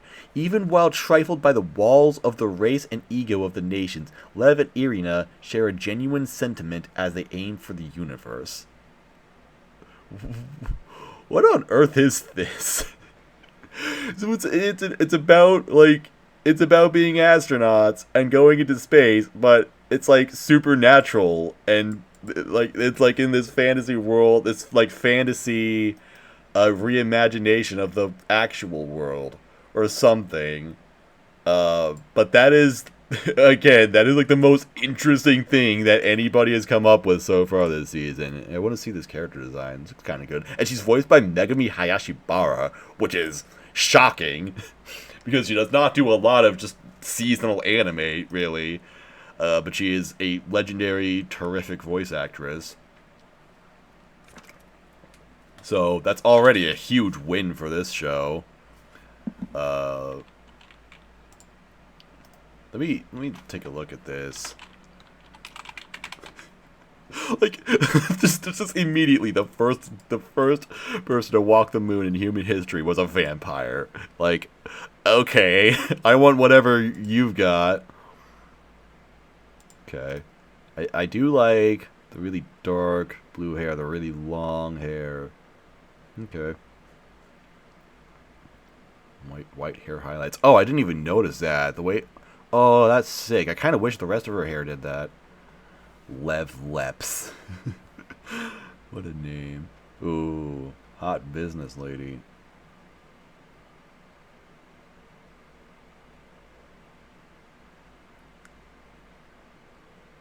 Yeah, these character designs are charming. I'm kind of into them. Kind of liking them. Wait, episodes 1, 2, 3, 4. Are they? Is this out yet? No. I guess they just had placeholder. I guess they just have placeholder threads for them. Arvo Animation. I don't think this is a good studio. Yeah, they did the monster show from last season. They did Bokuben. If anyone fucking cares. The answer is no. No one fucking cares.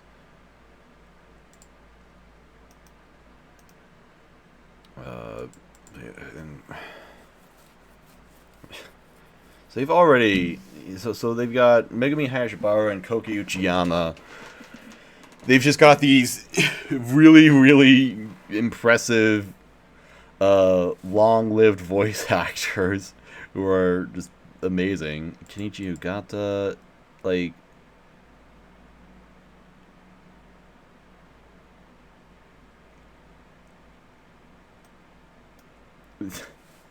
they've got a really cool voice cast so far. So yeah, this might actually, is this like a hidden gem or something? Yeah, I like her. Yeah, she looks sick. Yo, she looks.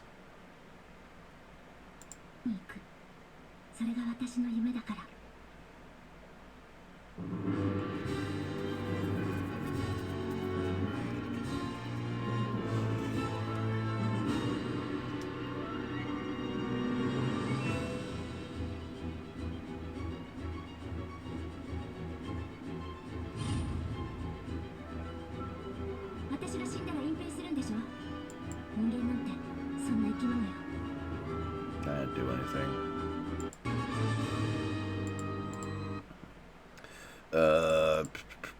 Is there better? とある任務を引き受けてもらいたい。有人宇宙飛行計画見えちた。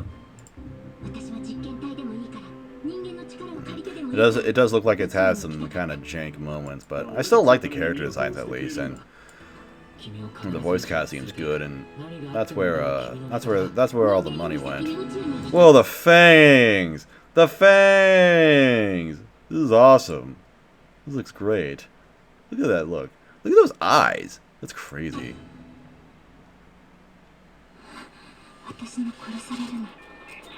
What the fuck?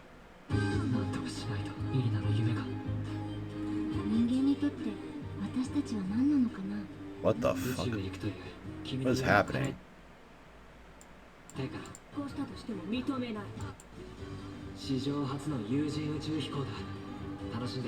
I don't know. I don't know, what...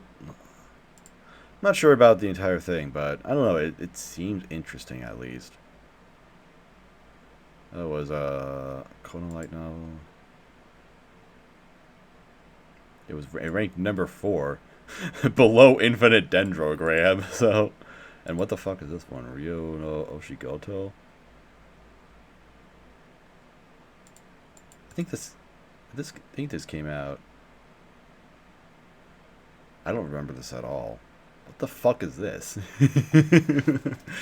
But 86 is on there, and, you know, that's fine, I guess. Oh, this was back in 2017. You know what? That's outdated. I shouldn't be looking at that. You had shit like gamers on there. Alright, whatever. You know what? I'll just say, story-wise, already, like, the most interesting show this season. Really cute character designs. Good, really good voice cast. Maybe it won't look particularly good, but it does look like it has some good things about it. So,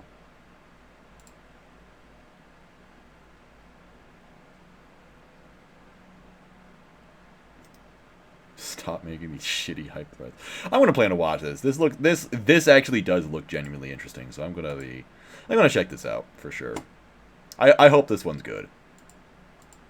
Like, so far, out of all the stuff that's, like, not mainstream, like, basically below this line, let's say anything below Shumatsu no Harem is, not mainstream. So far, this is the one that I hope, rises up and, becomes a mainstream show. Alright, Sakugan.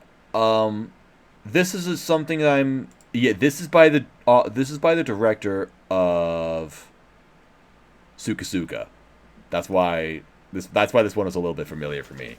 Okay, so I don't actually know anything about this show, but look, this director is amazing. This guy, Sukasuka, had terrific directing. Caligula also had some pretty good stuff. Like, there's some really weird, trippy shit in both shows. So, especially Sukasuka more so. I mean, Caligula was like basically like it was an Atlas game adaptation, so there was only so much he could do, but at least there were some things about it that were pretty cool. So I really like this director. I've been really looking forward for him to have another show, and yeah, and now he has this some sort of, it's a novel adaptation, but the novel's not even listed on lmao, so whatever. The girl's name, the main character's name is Miminpoo. So we're off to a great start already. She looks like she has an amazing character design. Who's this? Let me... Oh, it was right there.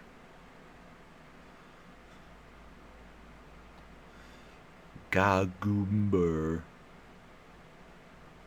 He looks alright, actually.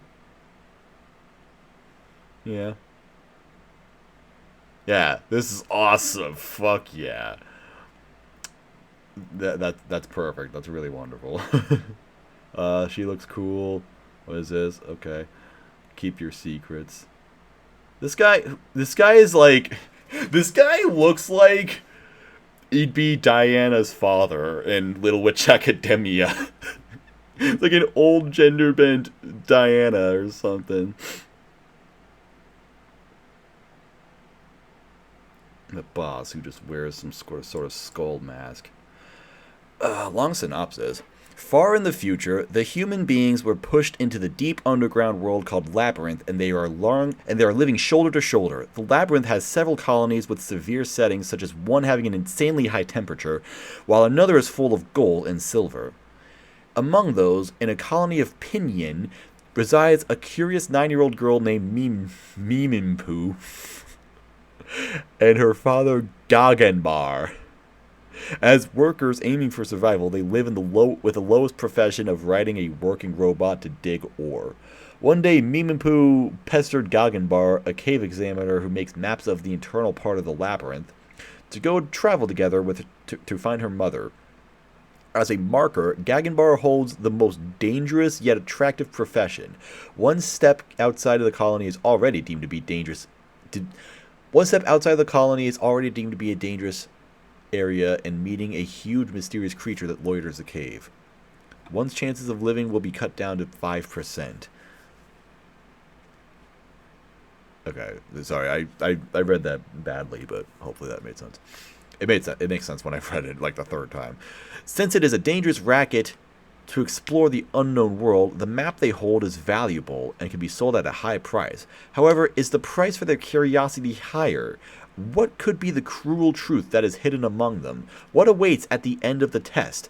In this travel story between a father and a daughter surrounds adventure with family love. So it seems like Made in Abyss, but it's what was that fucking show? The show with the guy in the Somali in the Forest Spirit. That's what it was.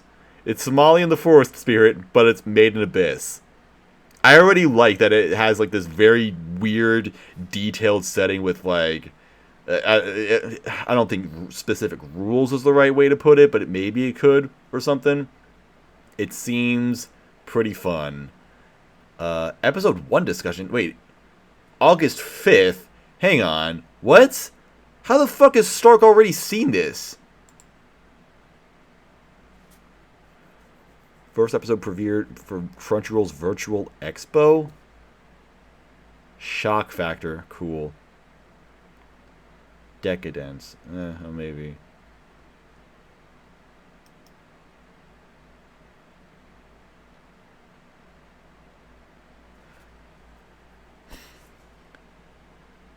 I don't know, but you know what? This seems like a lot of fun, personally. I think this is going to be good. I'm hoping it'll be good because, again, it seems like it has a really cool setting, and then the characters look awesome. So yeah, I don't know like what else to say about it, but I think it'll be cool.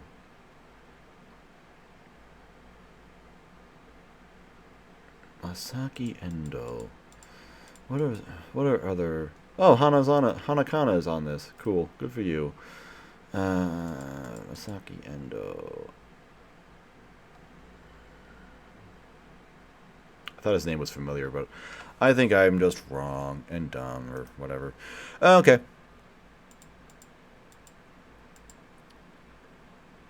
Alright, Taisho Otome Otogi Banashi. Taisho Maiden Fairy Tale. Tamahiko Shima is the youngest son of a powerful and wealthy Shima family.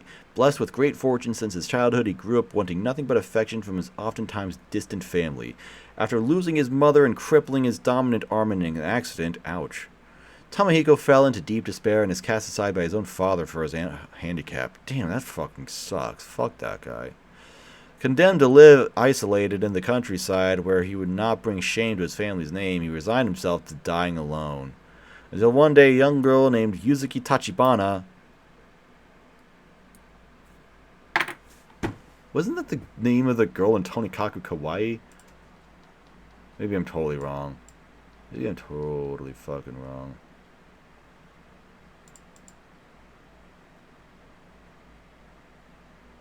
Yuzaki Tsukasa. Yeah, you know what? That's not too far. Yuzaki... What is the name? Yuzaki Yuzuki. I was close. That is really close, actually. Okay. Until one day, a young girl named Yuzuki Tachibana appeared on his doorstep, proclaiming that Tamahiko's father sent her to be his bride. What? Why would this guy listen to anything his dad says? As she takes care of Tamahiko, Yuzuki brings a feeling of springtime into Tamahiko's dreary life, allowing him to gradually heal from the deep emotional scars of his youth. Their lives slowly intertwine as both Tamahiko and Yuzuki taste the fruits of their first love. Well, that sounds wonderful, but why the fuck did the dad, like, reject him and then just send him an amazing wife later? Like, what the fuck is happening there?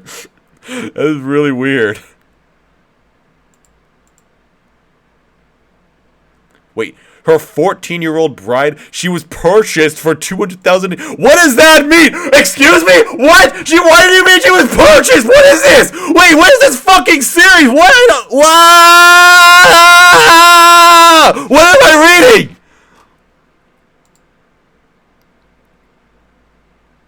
He's 17. Okay, I guess. But what do they mean purchased? What? I'm lost. I don't know. Source readers help. Oh wow, that is weird. The manga almost has as many members as the anime. Okay, but it's a fully completed manga. It's only 42 chapters, so they can definitely do this in one... Oh, it has a sequel. What? What? Okay. But anyway... Anyway, it's a complete manga. So they can complete it. So they can do a one-course show about this.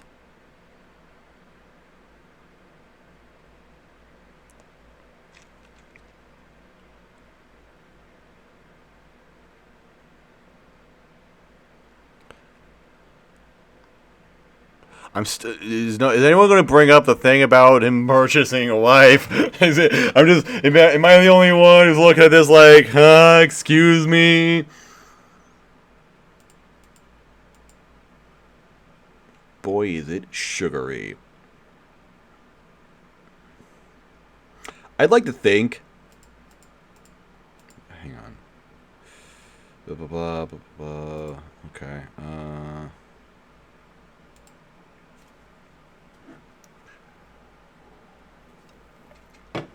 So everyone says it's a nice, happy manga. It makes you feel good, and you feel nice and fulfilled, or whatever. It's simply one of the best stories I've seen, and it's not an exaggeration. It is simple, yet it really draws you in that you can't stop reading once you've seen it. The love story of the MC and the main heroine. The setting is Taisho era of Japan, around a few years after World War One. Blah, blah, blah.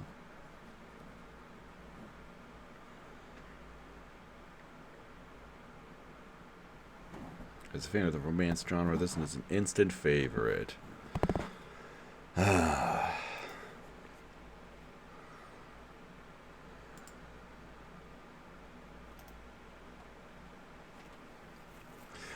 don't know.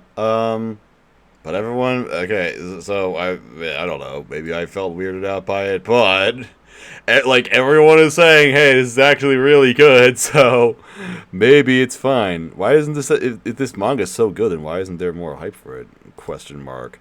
Synergy SP. Oh, they made High Rise Invasion based.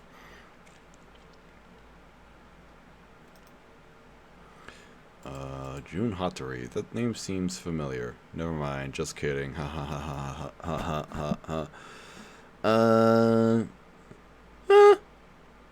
I don't know. Everyone just saying it's a nice, just fun, feel good story, and it's really, oh, that's cute. That's wonderful. Yay.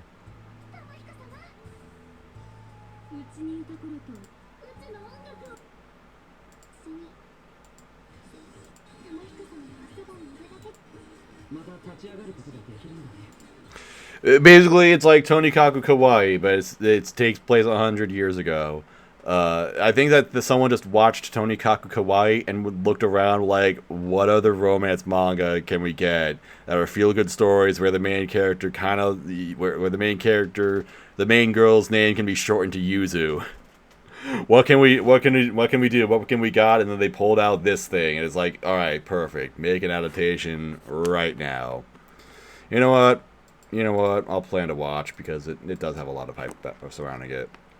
And it just seems nice and wholesome. And it'll be a complete adaptation.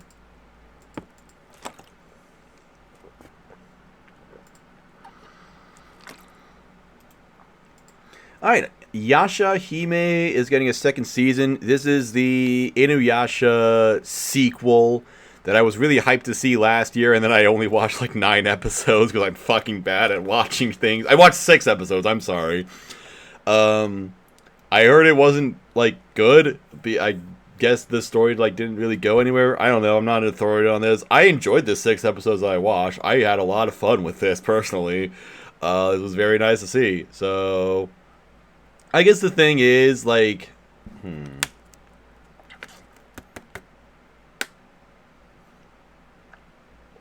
trying to think of like there was like something kind of specific that I was thinking about it, and I'm trying to figure out. I'm trying to remember what exactly it was.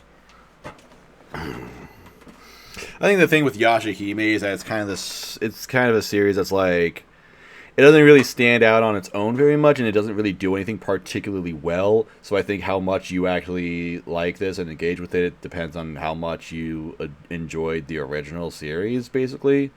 I think that was about it.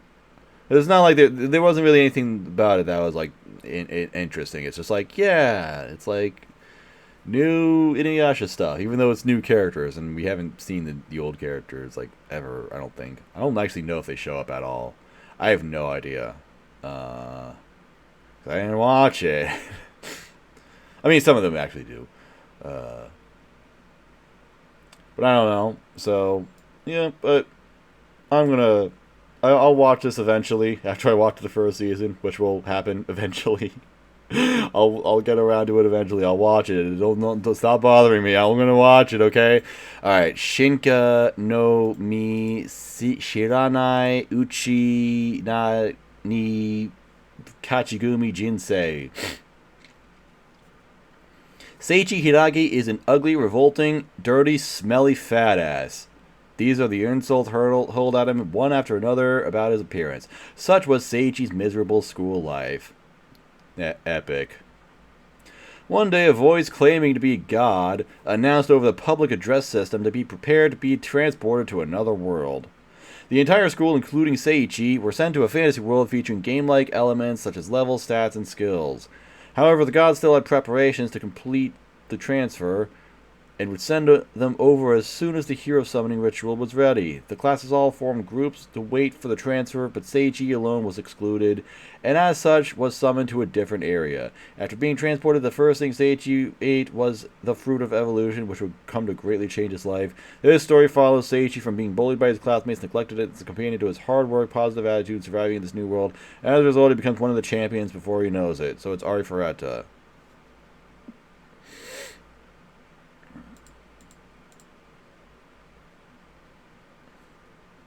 It's just a normal looking guy. What the fuck? Oh, okay. What does he remind me of? He reminds me of someone. I guess it's just Hachiman, but he got fat, I guess.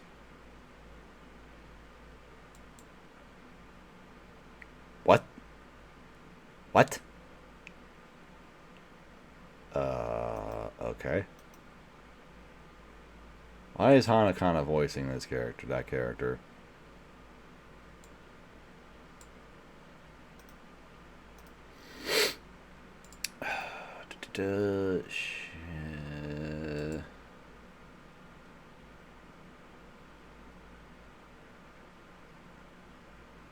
Where is it? Oh, here it is.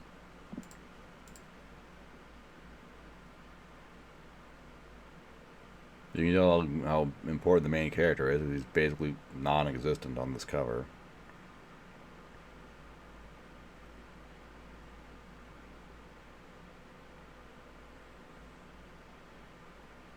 What the fuck?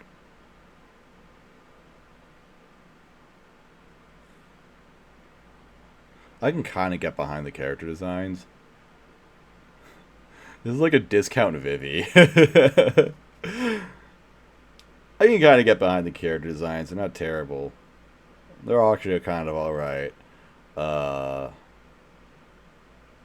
Wait. Original? Wait, this is an original? No, it's a light novel. Okay, whatever. Studio Feel is part of this. And Studio Feel can be alright. They can do some alright stuff. I feel like they've been getting better as a studio lately. Directed by some guy. No one fucking cares. Director of the Year? For what? What did he do? Did he do something else this year? I have no fucking idea. Whatever. Hang on. I need to turn off the overhead light. It's getting fucking hot in here.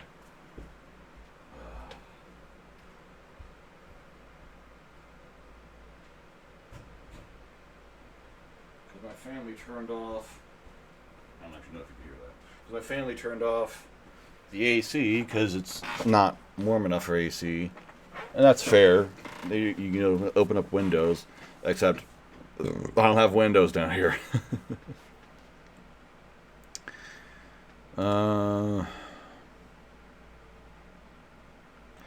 The The first volume is quite generic, but from the second onward, the story turns into a complete comedy / parody of itself.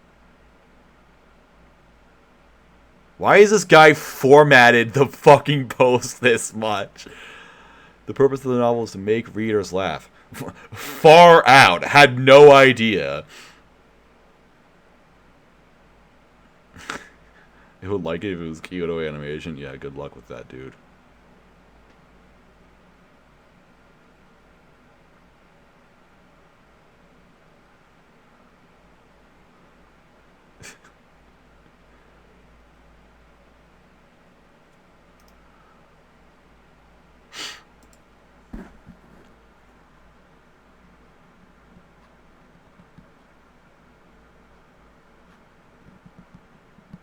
I could not believe how much the story changed in just a few chapters. This novel is absurd. The series has the same flavor as series such as One Punch Man and Mob Psycho 100. You will find an overpowered MC struggling to cope with his power, driving the story from one Tsukomi to another. You might end up stopping reading because the first volume tells us how our MC begins his what? What is this fucking word that you just dumped on me? Search Google for apothia. The perfect form or example of something. Okay. Damn. That's a fucking word you just dropped in this review, my dude. How he gets the absurd power and how he meets the best girl of the series. At this point, the story is still a nice adventure comedy. Then the second volume introduces us the new world where the story is taking place while giving us a perspective of how strong our MC and his first girl are, finishing with the MC crossing the line between OP to God mode. Finally, from Volume 3 onward, forget about any trace of suspense and enjoy lots and lots of Tsukomis about our MC being able to defeat any enemy with a single punch as his mind melts while trying to believe that he is still human. What?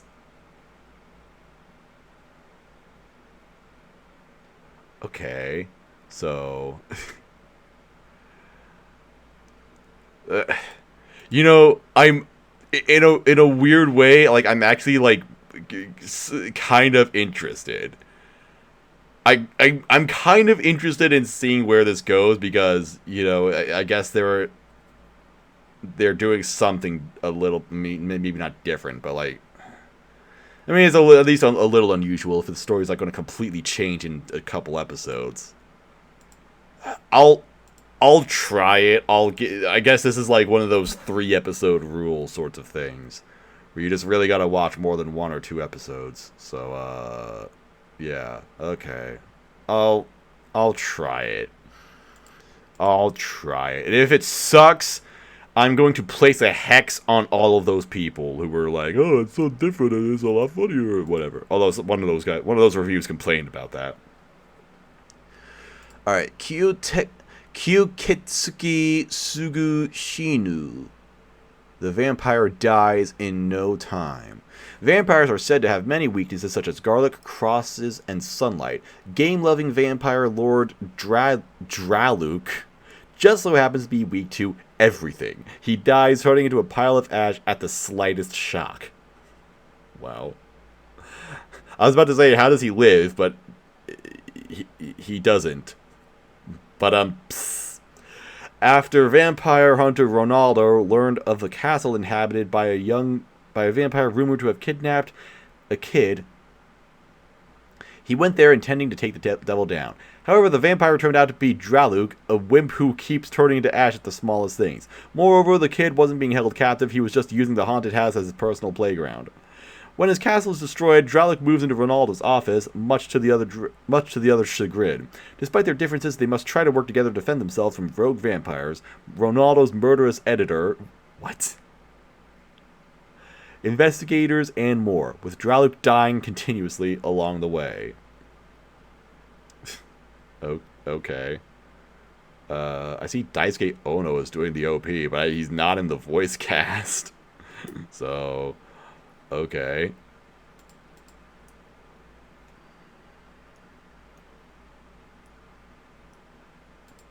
Man, he really is just like a vampire. Not even just like some dude who just kind of looks like a vampire, who just happens to be a vampire. No, he's a real vampire guy. An adorable armadillo loved by all. Cool. Oh, it's by Madhouse. Who's directing it? It's the director of Hunter x Hunter. Hunter x Hunter and Rainbow. Like, what the fuck? Like a good director doing this.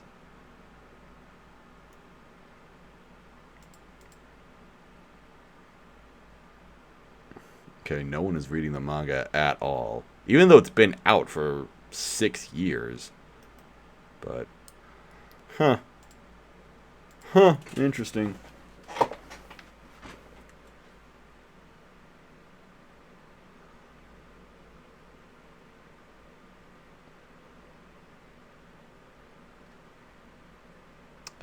What else? I don't know what else to say, really.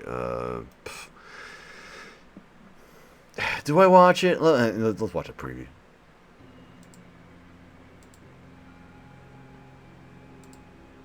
I'm gonna pause. Okay, so in the 0 seconds that have passed since I, since I last talked in this video, 2 hours have actually passed. Actually, an hour, 2.5 hours have passed because I decided to go lay down and then go out and run errands. Because I just got fucking bored of talking about anime. What the fuck was this? What the hell were we talking about? Some vampire shit. It looked, I don't know, mildly funny, amusing, I guess. I don't know. I have no strong feelings about it. I think I'm just not going to watch it. So that's it. If I hear it's good, then I'll probably not pick it up, even though I would like to, but I don't have time to watch all that much anime. So, who the fuck am I kidding? It's probably fine, though. It's probably going to be decent. Some people are going to like it. It's going to have like a 7.5 score on Mal, and they'll be like, oh, this is a good show. This is an underrated, underwatched show. And it's like, okay, cool. I'm not going to watch it right now. Heike Monogatari. This is actually technically already out. I have no idea how long it's going. I guess it might be going longer than 12 or 13 episodes if it's already airing, and I think 2 episodes are already out. The main thing is that this is a Science Saru anime, but it is not directed by... Science Saru is a studio that was founded by... what was his fucking name? I forgot the dude's fucking name. I'm so fucking stupid. Man, I'm out of... Masaki Yuasa. I know who that is. So yeah, it's Masaki Yuasa's studio. Basically, all the stuff is his stuff. So, yeah, Night of Shore Walk On Girl, Devilman Crybaby. Obviously, he did a lot more stuff before that. But this is not a Yuasa show. This is by Yamada Naoko, the KyoAni director. The longtime Kyoto Animation director who has been involved in basically all their projects since like the mid to late 2000s. She's directed tons of stuff, namely... Well, she actually hasn't directed a ton of stuff, but she has directed K-On! And A Silent Voice, which are some of the biggest series that they have. She also directed Liz and the Bluebird, which is like kind of like I feel like Liz and the Bluebird is gonna kind of become like a cult favorite film or whatever. So, yeah, Yamada Naoko is a kind of a phenom in the industry. Has a ton of fans. People really like her work, and she's a really good director.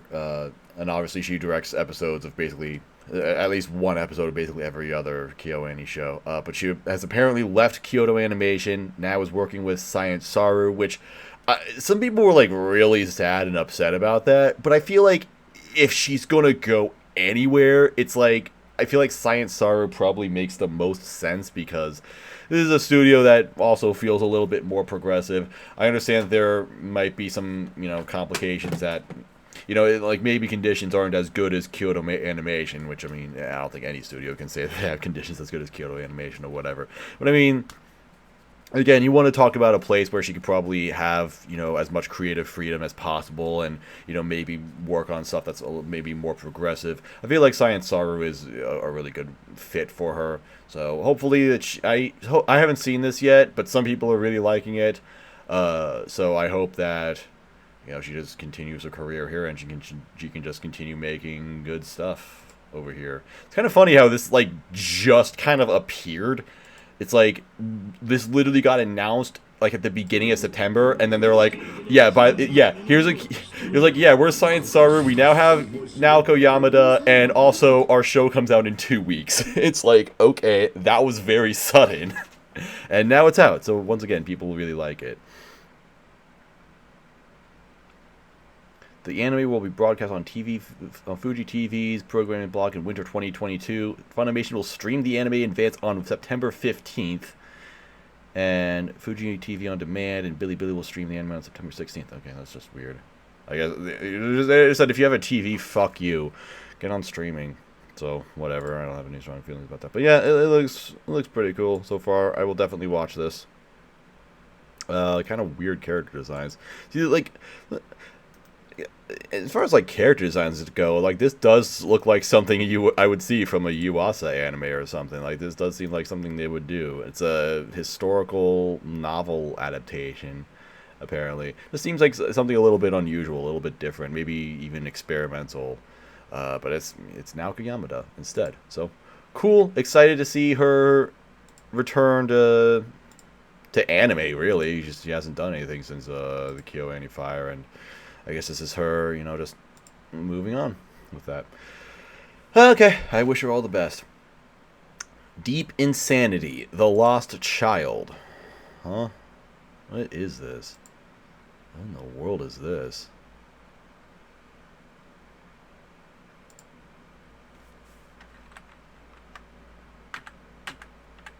What is this?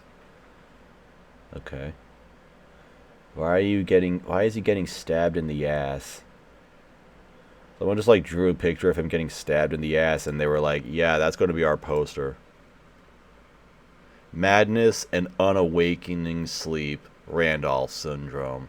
This new illness is slowly but steadily approaching humanity, and caused by the huge underground world asylum that appeared in Antarctica. There are strange creatures different from the Earth and unknown resources.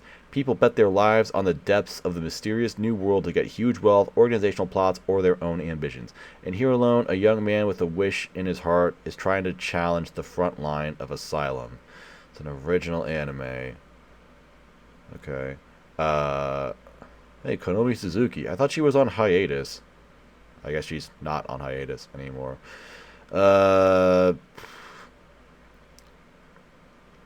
This seems... I would imagine this seems like... It sounds interesting, but I doubt that they're going to execute it in who's the script? Who's actually making this?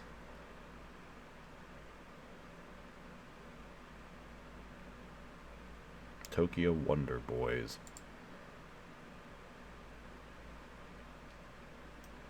Okay, I don't know if this guy's actually done any actual stories. I just like looking at this script writer and just the writer of the series to see if he's done like any what stories he might have worked on. And I don't know. I mean, he's done adaptations basically, and that doesn't really help me. So, yeah, okay. What is this? This was a game adaptation or something. Yeah. Oh, so it was actually a manga. Whatever. I didn't watch this show. Huh. No idea. I wonder how one who, just generally works in the script writing and adapting series just, like, suddenly gets their own original series. This sort of, like, flavor text, this seems like a good start for... It seems like a decent enough concept for, like, I don't know, just any sort of action series. I don't know, I just kind of wonder if it'll be pulled off well. I felt like this was started by someone being like... They saw that the posts on our anime about, like, Antarctica being the antagonist. This is a deep R anime meme. Our Antarctica from Sorayori being the main Antarctica being the main antagonist from Sorayori. They like heard about that and they were like, yo, what if that, but unironically? Square Enix? What about Square Enix? Oh.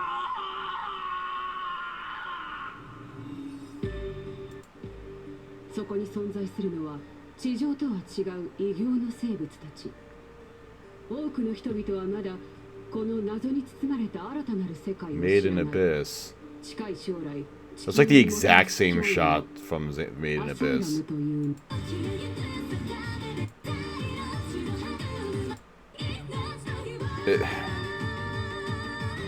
This kind of looks like a generic sci-fi action series, yeah. I don't know. That didn't look good at all. I know I skipped through and didn't like actually watch the entire thing, but still, it doesn't look like I really missed anything.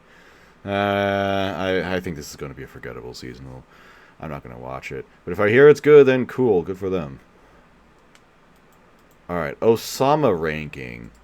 This is what I think I've heard a little bit of hype for. Ranking of Kings. The web manga centers around Boji, a deaf, powerless prince who cannot even wield a children's sword. As a firstborn son, he strives hard and dreams of becoming the world's greatest king. However, people mutter about him behind his back as a good-for-nothing prince, and no way can he be king. Boji is able to make the first ever friend Kage, a literal shadow on the ground who somehow understands Boji well. Kage is the survivor of the Kage assassin clan that was all but wiped out. No longer a killer, Kage now makes ends meet by stealing. The story follows Boji's coming of age as he meets various people in his life, starting with his fateful encounter of Kage. Okay. It is certainly interesting image, interesting little design. Look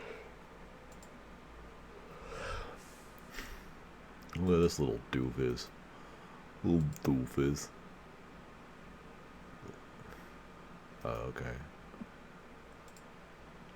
Death Har.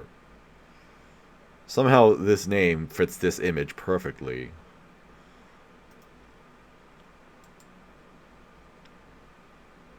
Magic Mirror. Cool. Death Par. There are 2 directors. This anime be as kiddie as it looks. I kind of doubt it somehow. What exactly is this? Oh yeah, Wit Studios 10th anniversary. Good job. Congrats. なんだお前は。口が聞けないのか。もしかして耳も聞こえないのか。情けねえな。情けない。軟弱だな。バカなのさ。バカ。あいつずっと平気なふりして我慢してたのか。かわいそうなお方だ。かわいそう。惨めだと思いますよ。諦めろ。気にすんな。人生にはいろいろあんだよ。あの方が一番苦しんでいるんだ。人に何を言われようが誇っていい。かっこよかったぜ。泣くなぼっち。大丈夫だから。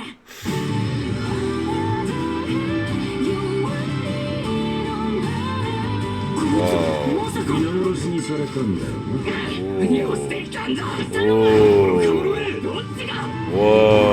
私たちは自分の必要としてくれたその人のために尽くすの。あなたを慕う者はたくさん。Alright, this animation, this is so, I mean, it's Wit Studios. So at this point, I think Wit Studios established themselves as one of the best studios out there right now. Like, I feel comfortable saying that. Wit Studio is fantastic, and yeah, this looks clean.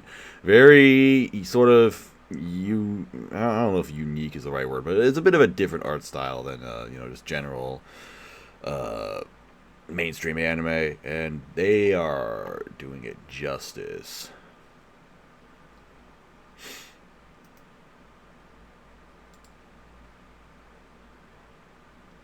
Huh.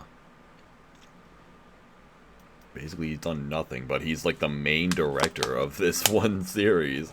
How the hell does that happen? This man just walked into Wit Studio and says, I'm directing the next one. I'm the director now. But, yeah, cool. It looks pretty cool, honestly.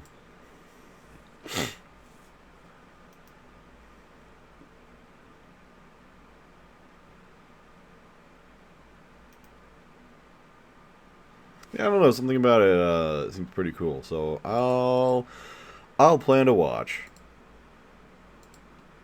Is there another synopsis? No. Okay. Wait.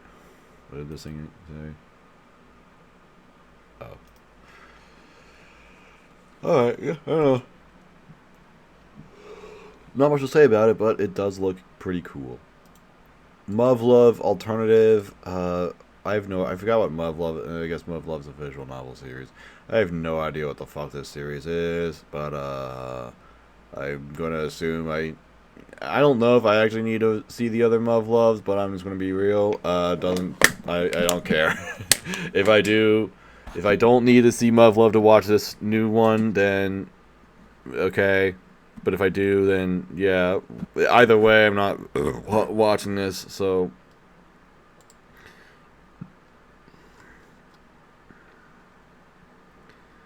okay, I wanted to see if there was a director of Juni Tyson because it's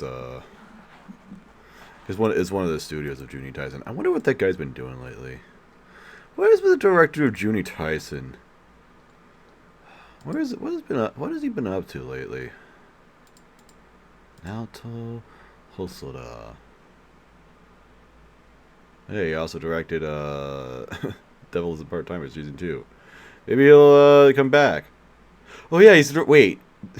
I probably did know this at the time, but I completely forgot that it's also the director of Mirai Nikki.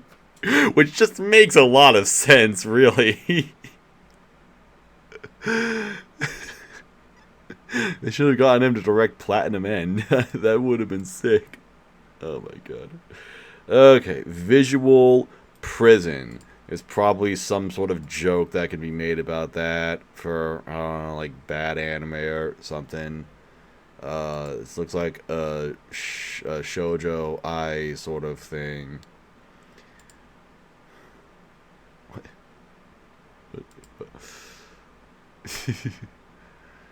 Why? All of them are just like,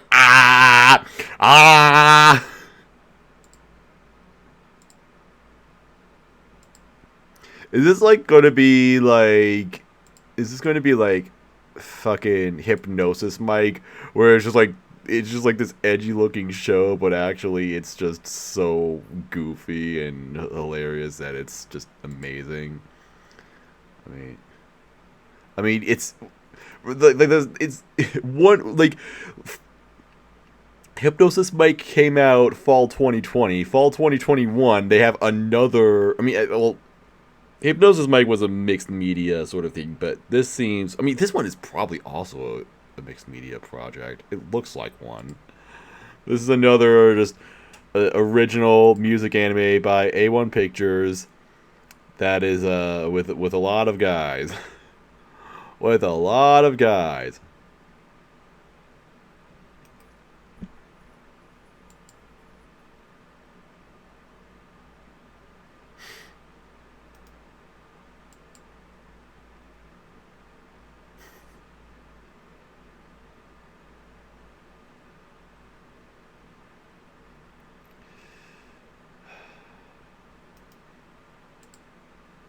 Let's see.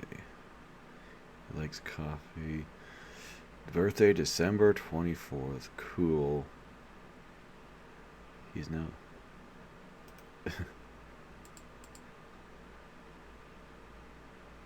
Image color. Invincible gray. They all have their own trademarked colors. Dual violet.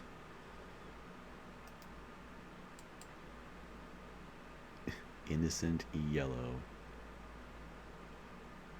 I like that they're all guys. No matter how feminine they look, they're all he's. Obedience cyan. Wait, Mist Flav?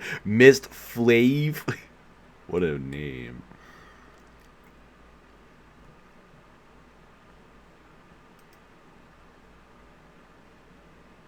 In fact, one of them's named Elizabeth. This dude's named Elizabeth, also known as Beth.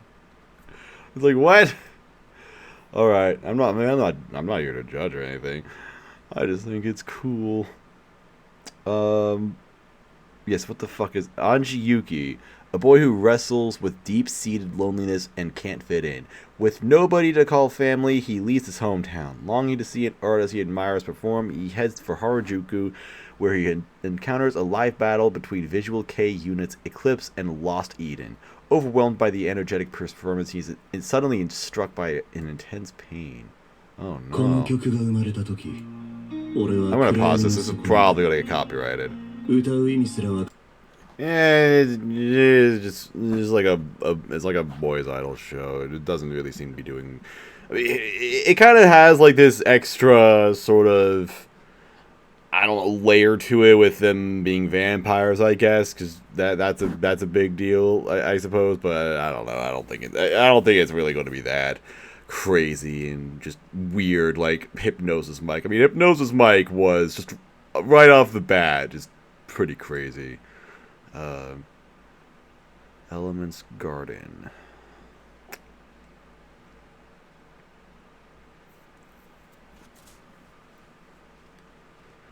Can't say I have any sort of attachment to them based on the music they've done so far. Although they did do the Symphogear music, so that's pretty based. Other than that, yeah, I don't know. I mean, the music actually did seem kind of fun. It was kind of like this, like gothic metal sort of shit. Maybe like with a power metal, maybe not power metal. I don't know what the fuck. Maybe a little bit of power metal mixed in or something. It kind of had this, had that tone to it. I don't know, but I'm probably not gonna watch it. I don't really care because it's not going to be all that funny like Hypnosis Mike was. I mean, Hypnosis Mike was just based. So, yeah. Sankaku Mado no Sotogawa wa Yoru. The Night Beyond the Tri-Cornered Window. Okay. Interesting title. Genres: boys love, drama, mystery. They just flat out... Did they take away Shonen Ai and now it's boys love? Yeah, because they did that for Given. Okay. Not that I really care. I guess they just wanted to be more understandable.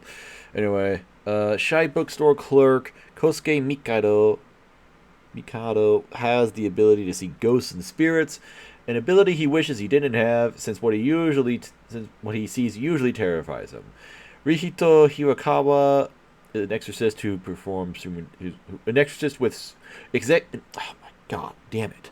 An exorcist whose supernatural powers are as strong as his social graces are weak.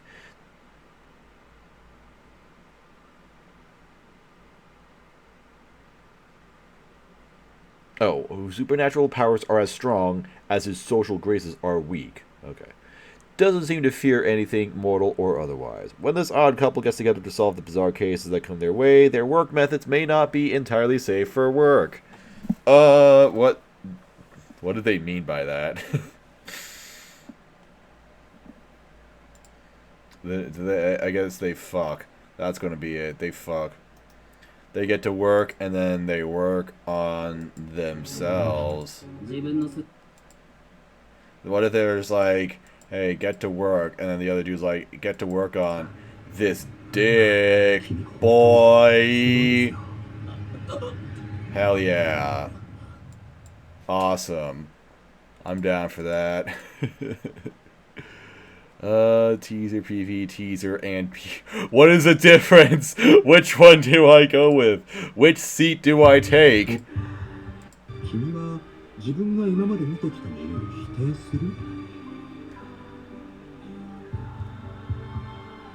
It looks like crap, though. These guys look like crap. Like, what is this? What is this, like... His hair looks metallic. It's like shiny and metal. Yeah, these are not good character designs, honestly. And the anime doesn't look good. It's 0G. 0G sucks. This guy did, it's the director and character designer in one.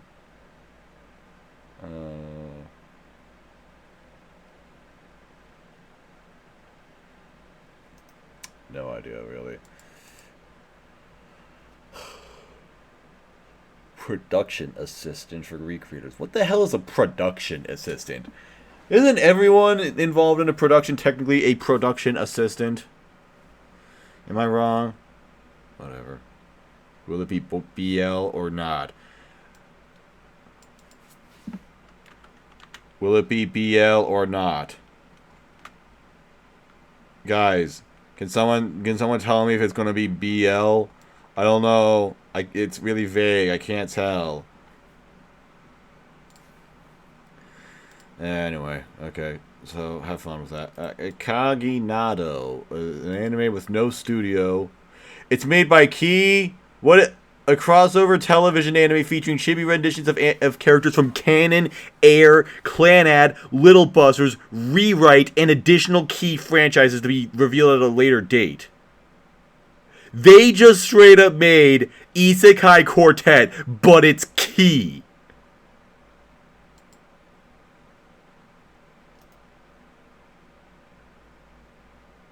Reveals cast change, staff, premiere date.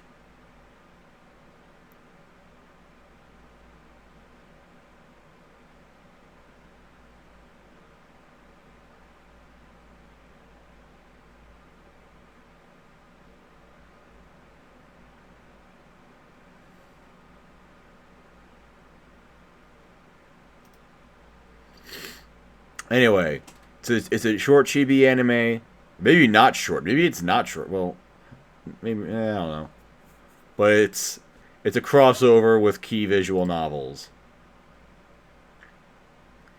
That is literally the worst idea I have ever heard. That is literally, if you wanted to if you just wanted to come up with literally anything that would be like, what would make Mozilla Fennekin the most angry?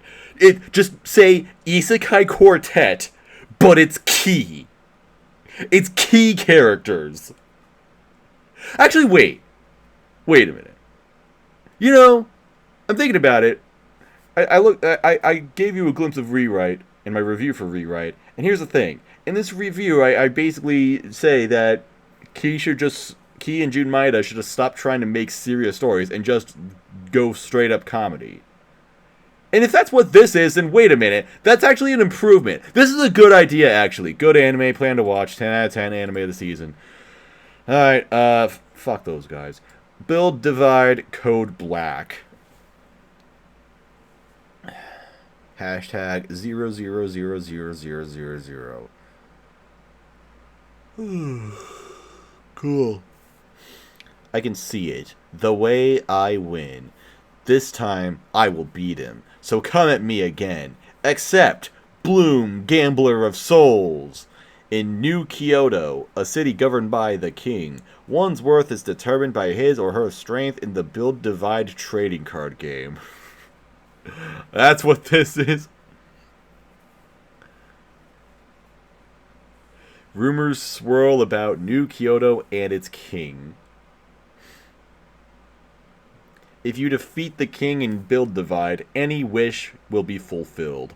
And in order to challenge the king, one must participate in the TCG battle known as Rebuild, and the key must be completed. Everyone has a wish they long to have fulfilled. Teruto Kurabe, a boy who vows to take down the king, and Sakura Banka, the mysterious girl who guides him, throw themselves into the Rebuild battle. With New Kyoto as the stage, the curtain rises and battle begins for Teruto and his friends. Why the fuck is Egoist doing the music for this? What? Why?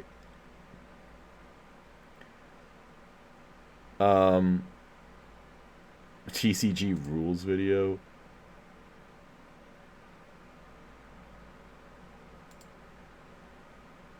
I assume this is On a... August 14th, 2021, Aniplex revealed the rules for their new trading card game Build Divide. Designed by Cardfight Vanguard and Vice Schwarz designer Nakamura Satoshi, Build Divide is a game... Let's watch this that boasts entire exactly the same 13-minute video mechanics to from gain the some first insight as to TCG what this anime Nakamura will be ever like. worked on, Duel Masters, while also featuring many refinements that come from 20 years of game design experience. In Build Divide, you use a deck of minimum 40, maximum 50 cards, plus one double-sided territory card that exists outside your deck. Each deck can contain up to 4 cards of the same name, must have exactly 12 Buster cards in it, and can have up to 12 Shot cards. Buster and Shot cards are a type of burst trigger, similar to the drive triggers in Cardfight Vanguard and the life bursts in Wicross. Shot triggers I know what those are. good. When they're revealed, you can use their effect for free. Buster triggers are bad. When they're revealed, you'll take extra damage. The trade-off for this is that your own Buster units are actually very powerful cards on their own. For example, Dead Rook Liverwort has an effect that deals 6,000 damage to all of your opponent's units when he's placed. Liverwort. And you're required to have 12 Busters anyway, so part of the inherent strategy of the game is dealing with the risk and reward of having Busters in your deck. Each player starts the game with 10 life cards, placed face down into their yellow zone and then red zone after they've drawn their hand. The objective of Build Divide is to remove all of the opponent's life cards, going from their first card in yellow all the way down to the last card in red, and attack them directly while they have no life remaining. Alternatively, if the opponent draws a card while they have no cards in deck, and no cards in their life zone... I am genuinely watching also this, by the lose way. that way. If they do have cards in their life zone but none in their deck, then when they need to draw, they draw from life instead. Now, the way that you get the opponent's life to 0 is with units. You play instead of cards in their life zone, they also lose that way. If they do have cards in their life zone, but this seems fun. I like this. I'm gonna watch this anime because now I'm in. Because since I'm into, oh my god, it's Koga Aoi again. Since I'm into the Pokemon TCG, that Marty card was building up to this. Remember when I showed you the Marty card? That was for this. It's all connected. So I'm gonna be watching this because now I'm into the Pokemon TCG. I'm now into card games. So this fascinates me. And of course the synopsis, the premise of this whole anime being, a society ruled by a card game. It's like, fuck yeah, bring back that shit. Yeah, I'm. Dude worked on Monogatari. It's like a Shaft guy who's doing a card game anime. This is based. I'm definitely watching this. You think I'm kidding? I'm watching this. I will watch it. I will at least watch the first episode. So yeah, lit. And I will buy these cards if they come out in America or whatever. Alright, 180 Bio Dekimi. Oh, this is the ASMR anime. I was told about this. It's a short anime. I don't know how long, but I believe it's a short. I mean, it says 180 seconds, so I assume it's like a 5-minute show. Because 180 seconds plus an OP and ED or something. So yeah. ASMR, or Autonomous Sensory Meridian Response, is the nerve-tingling or relaxing response and sensation one gets to stimuli such as certain sounds or sights. As the title indicates, the anime will let viewers experience ASMR in 180 seconds. In the story, the heroine challenges her classmates to share in her hobby of recording ASMR works. Yeah! That's it. It's just an ASMR short. She's adorable. I would let her whisper sweet nothings in my ear. Gecko-chan.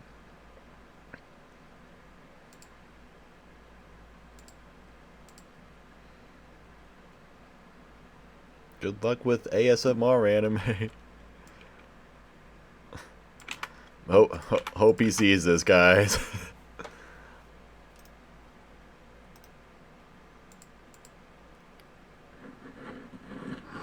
Whoa. Oh yeah. Oh yeah, baby. いい音。なるほど。これが ASMR。 That is a really cute design.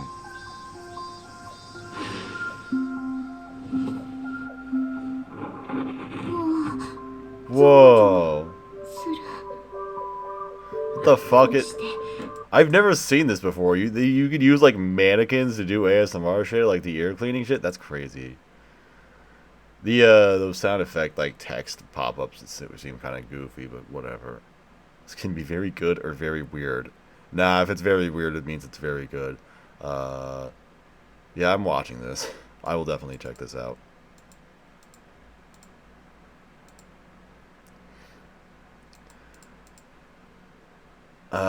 I think now we're like, yeah, okay, now we're almost done. Thank God. Thank God. I want to go to bed now. Mao evolgia nimi wo sasageyo. Sasageyo, sasageyo. Shinzo sasageyo. Yo, Irwin Smith, my man, died for this. So it's Boys Love Erotica. Awesome. One day, Toshiaki Gozo, affectionately known as Gozo, a man who strays from society, is shot dead and somehow wakes up reincarnated in the world of a video game. Furthermore, standing behind him is the game's last boss, the Demon King Evolgia, whom he has always lusted after. The disillusioned and childish Gozo stands there alone, quivering. He tells Eve, "I fell in love with you," and without saving, the courting begins. That doesn't even. I would have assumed that was a girl if not for reading the synopsis. I would be like, "Yo, these two fuck. That's hot." Instead, it's like, "Oh, well, that's even hotter now." I'm not watching this.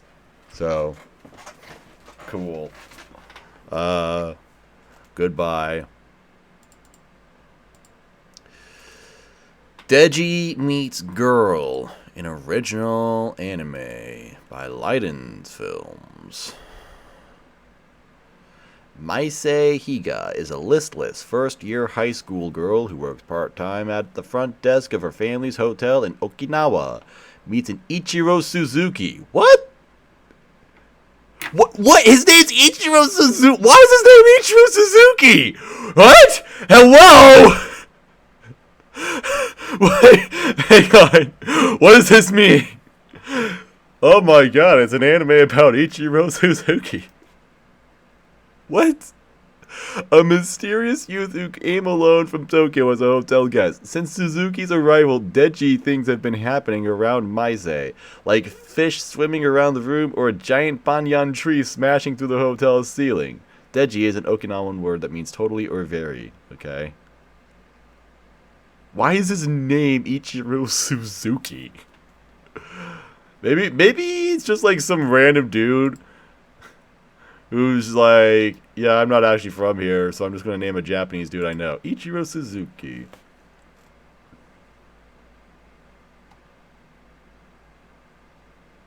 Works with Makoto Shinkai. Okay. What's this? Oh, well, what's this? Oh. Ooh, this looks nice. This is kind of cute. Yo. Leiden's Films, I see you. Whoa. Uh-huh.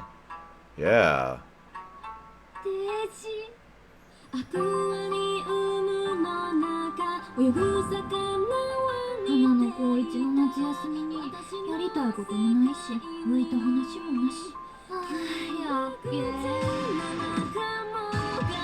I like how well that timed that was with the music. That was satisfying. The style of this anime, this is adorable. This is really good. This looks really, really nice.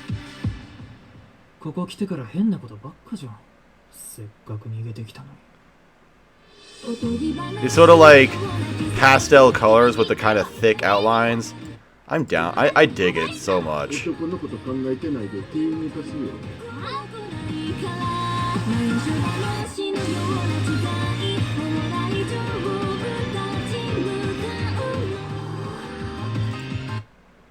This looks nice. I gotta do it because Ichiro Suzuki, one of my favorite baseball players ever. Gotta do it for him. This looks like a... Wait, it's 1 minute. Are you... I thought this was gonna be a full-length show. Are you fucking kidding me? Oh, I'm still gonna watch it, but why is it 1 minute? What the fuck? I was really hyped to watch an entire... I basically just watched a full episode in that trailer, or almost 2, because that trailer was almost 2 minutes long. How the fuck is it 1 minute? Cue Billy Joe Armstrong being like... Fuck. You're gonna give me 1 fucking minute?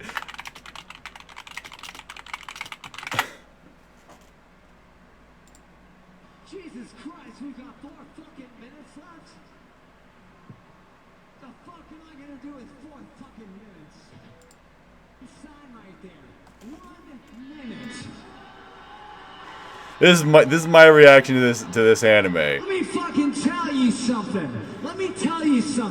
I've been around since fucking 1980 fucking 8. Alright, shut the fuck up. I don't care anymore. Well, that looks really nice. Make it a full-length show next time. I'll still watch it. Because it's only a minute long. So, even if I miss it throughout the entire season, I'll just come back when it's over and watch it. And it'll be a nice 15-minute experience. Fucking hell. Why is it only a minute? And now I certainly hope the anime looks good if it's gonna be... God damn it.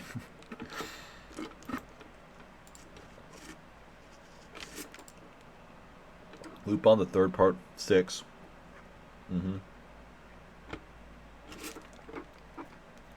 It's new Lupin. People love Lupin. That's really all I can say.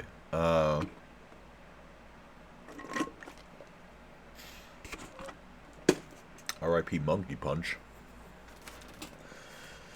I haven't seen the series, but it seems really cool. I would like to watch it someday. I remember Part 5 came out, people really liked it. So, there's now Part 6. There was also a CG movie that came out not too long ago, and it looked fucking amazing. So, yeah. Cool. I'm happy for everyone who's excited about this. So, yeah. Okay. Oh, this Yuki Yuna is a Hero got a 3rd season. I had no idea. I thought the 3rd season of Yuki Yuna was the 3rd season of Yuki Yuna. There was like... They had like 2 season 2s, and I thought that was...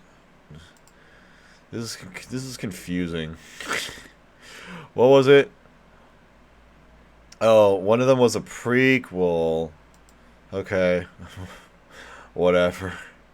I really care about Yuki Yuna as a hero. I've never seen this before. It's one that I guess I like. I think I had like a mild interest a while ago. And then when season 2 came out, I watched like at least part of an episode with my friend Coolager. And I'm like, this looks really stupid. Lol. And then I didn't watch it anymore. So that's it.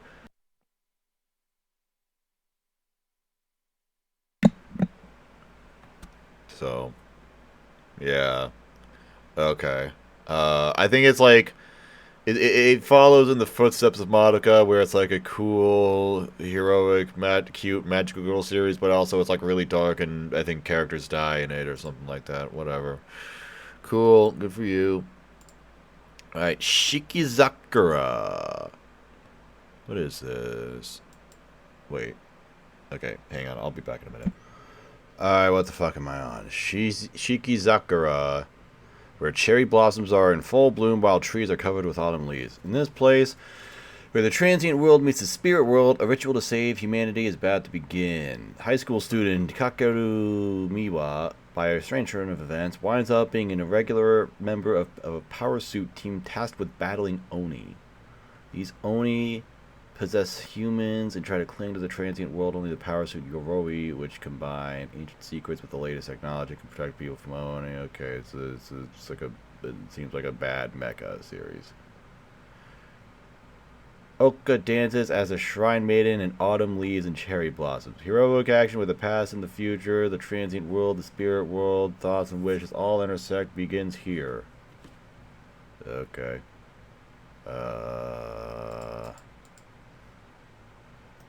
Cool. Congrats. I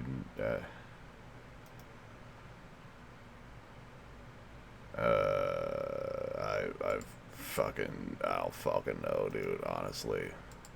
I don't fucking know, dude. I'm like kind of I'm checked out at this point. This is the bottom of the chart. Who fucking cares? This seems like it seems like I guess they're doing mech anime, but also like shrine dancing. So they're just like, hey guys, you know, in Macross they battle mechs, but also it's like an idol anime. Let's do that instead. Okay, good for you.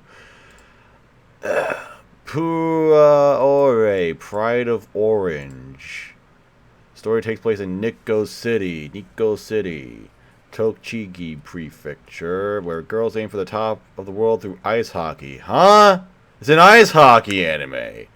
Local junior high school student Monica and her younger sister Ayaka, who she forcibly invited, hit the gate of first-hand experience with ice hockey held by the Nikko-based team Dream Monkeys. They were joined by childhood friends Karuko and Mami. As the girls practice, they become fascinated with ice hockey and eventually join the team.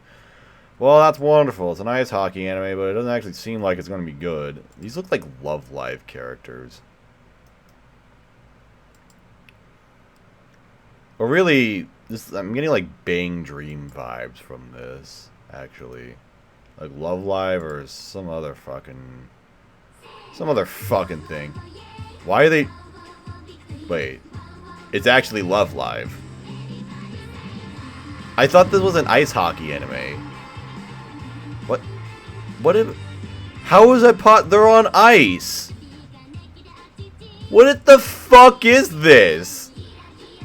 I'm so fucking confused. What the fuck is happening? I was told this was an ice hockey anime and they're fucking singing. I'm not watching this. Tesla note. Isn't this some sort of... No, wait, it's a manga. Wait, I think I heard about this, like, being really shitty or something. I don't know why or what. I thought it was like a trailer that looked really bad. Is this it? Okay, that looks pretty bad. But I think people... Oh, yeah, here we go. Okay, yeah, it's like, everyone's like, oh man, this is going to be like X-Arm 2.0. Or worse. Wow. What the fuck? What the fuck is this? Okay, look. Let's give credit where it's due. This looks marginally better than X-Arm. The X-Arm characters like could not talk properly. They just had a lip flap that just go bop bop bop bop bop bop bop bop bop bop bop. These characters actually look like they have lip sync. These characters actually have mouths. Yeah, X-Arm could never. All right. Now with that out of the way, let's just yeah, this looks pretty shit. This looks pretty shit. So no. Selection Project, original anime by Doga Kobo. It's a music anime. Held every summer, the National Show Selection Project is the biggest gateway for girls who strive to be idols. And the place where the legendary idol Akari Amazawa was born. Suzune Miyama is also one who has longed for such a dream stage. Having been sick since childhood, she listened to the Song of the Light many times in her bed in the hospital room. Akari's singing voice gave her a lot of smiles and courage, inspiring Suzune to follow in her footsteps. In last summer, junior high school, Suzune decided to challenge the 7th annual selection project, made her dreams come true. The goal of the challenge selection, all have strong feelings that are second to none, accumulated hours and extraordinary charm. Only 9 girls are selected from among the thousands of candidates. Now the hot and harsh audition battle of the girls begins to make their dreams come true. So it's like, what is this, fucking American Idol or some shit? But it's an anime, I guess. Okay. I guess that's what it is.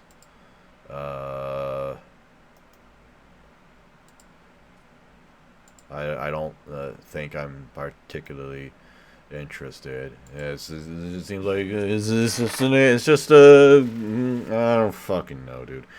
These character designs or whatever. Doga was cool, but this looks like a Rent-A-Girlfriend character. You put it in Rent-A-Girlfriend. I didn't mean to click that. I don't know. Maybe they you know what, they kind of look alright, but they do kind of have that, like, Rent-A-Girlfriend gloss. I don't know if that's actually unique to Rent-A-Girlfriend or anything. I don't know. It's just what I thought of immediately.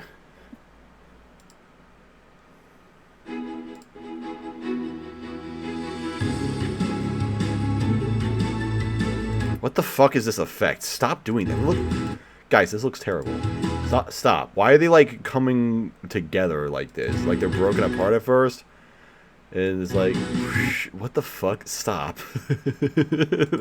That's awful. Alright, I don't care. It's an idle anime. Whatever. Kyokai Senki. Well, it's a mecha. It's by Sunrise.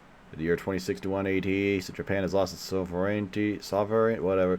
The Japanese people spend their days as oppressed citizens after being divided and ruled by the 4 major trade factions. The country became the forefront of the world following the deployment of AMAIM, a humanoid special mobile weapon by each economic bloc. One day, Amo Shiba, a boy who loves machines, meets Guy, an autonomous thinking AI. The encounter leads Amo to cast himself in the battle to reclaim Japan, piloting the AMAIM, whatever. Kimbo that he built himself. Cool. Don't care. Sounds lame.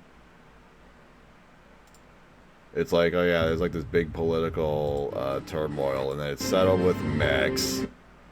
So, yeah. What is with like the little mascot animals at the bottom? Is this like the mech thing? The mechs turn into like cute little amiibo animals or whatever? I have no fucking idea. Alright, whatever. Well, no one's watching this. Gyakuten Sekai no Denshi Shoujo. What is with all the fucking original anime down here? Rumble Garandol. Japan 2019. Just before the dawn of a new era. Suddenly, a rift to another dimension appears in the sky, revealing an alternative world Shinkoku Nippon, with the sky and the earth upside down. This parallel world keeps their former militarism, with its era being eternal Showa. The military invades the real Japan with giant humanoid robots called Garan and their gas weapons Genmu, rendering our modern weapons ineffective. Shinkoku Nippon instantly seizes the government and achieves de facto conquest of Japan. The new era, Reiwa, has not arrived for Japan. What? What? I like her. She's good.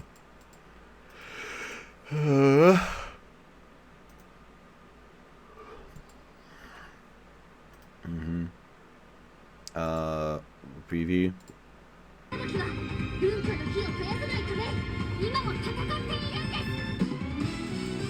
Otaku is not dead. What do they mean by this? It's certainly colorful. Like, really, really saturated.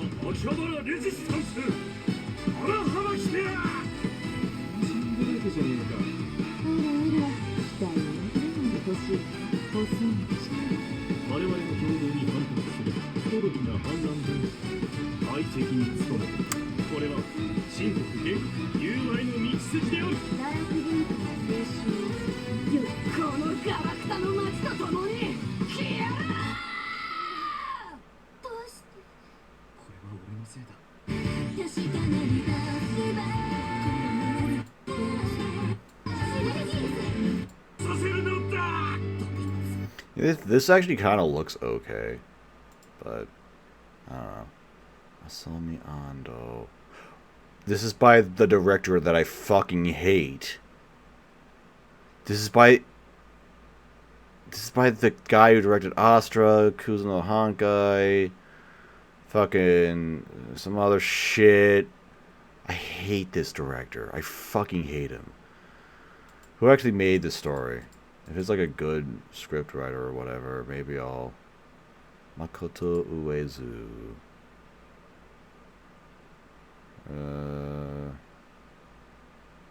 I guess he was composer for Boruto. But Konosuba.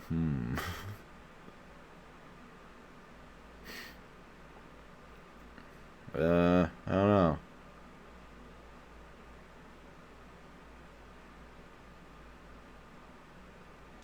I have no idea, really.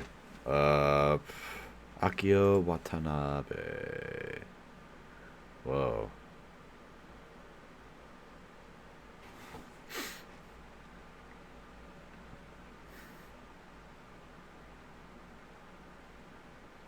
He's the Monogatari character designer. That's awesome. Yes. Great job. I don't know. This doesn't seem bad. Will I watch it? I have no idea. I mean, the fact that it's original is interesting. Let me see if I can get better pictures of the character designs. Gyakuten. Right? How do they have this sorted? It's really... Oh, I'm dumb.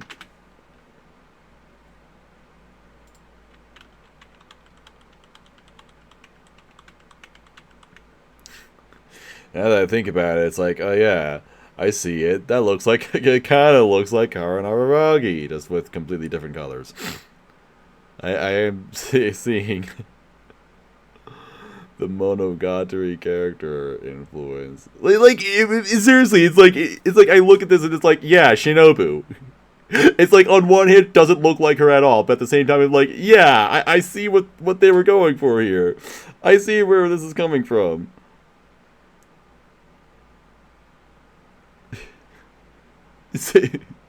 Seriously, it's almost freaking me out because immediately I'm just like, yeah, Ononoki, right there, completely different color scheme and like totally different characters, but like, yeah, I see it.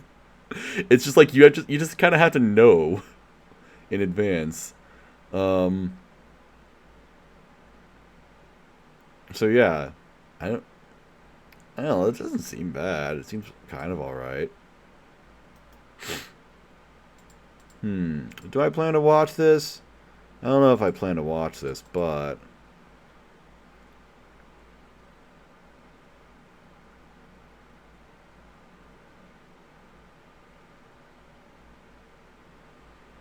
Yeah, we have a scenario, but no idea what the plot is. That's gonna be the main thing about it. So, do I plan to watch? I'll see how much I have in a minute, and maybe I'll decide after that. Yakunara Mug Cup. Oh, it's the second season of the Mug Show. Somehow the Mug Show, I think, was a split core. When did the first season come out? Yeah, April. Somehow this was a 24-episode show. So, good job, guys. Whatever. Oh, I thought she had something weird on her head. Alright, whatever. Megaton Q Musashi.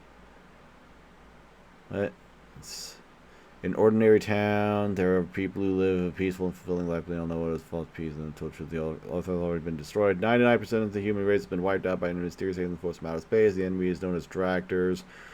Eventually, large holes drilled into the earth and terraformed into a suitable environment for the aliens to live. Humans have no choice but to hide in shelters and escape their eyes, waiting for the day of resurrection, which they do not know when it will all come. The inhabitants of the shelter Ixia, they have no memories of the day of destruction of race and live a normal life without knowing anything about it. However, some of them, the chosen ones, become pilots, driving giant robots called Rogue and fighting against the aliens. Today, another pilot is selected. Cruel. It's like Decadence. It's like what? It's like the prequel to Decadence or something. It's some game adaptation. Other after school. Huh. Okay. Well, anyway, it's a video game adaptation. I have no fucking idea what this game is, and I don't think anyone's gonna watch it. So whatever. Digimon Ghost Game. It's a Digimon. Haven't seen Digimon. Cardfight Vanguard. Overdressed Season 2. Haven't seen Cardfight. It's Cardfight Vanguard. Whatever. Mute King, the Dancing Hero. What is this? Set in a city modeled after San Francisco in the 1980s, the protagonist has transformed into the building. The building? Why did I say building? The fuck? The protagonist is transformed into the hero Mute King and is fighting against evil's aliens for some reason. Lol. Such a cheerful hero will return in 2020. Well, 2020 already happened, and we kind of needed a cheerful hero, and we didn't fucking get it. So yeah, this anime is a liar. Sci-fi hero, love comedy, Mute King, the dancing hero, singing and dancing with pop music. Wow. Okay. Well, that's fascinating.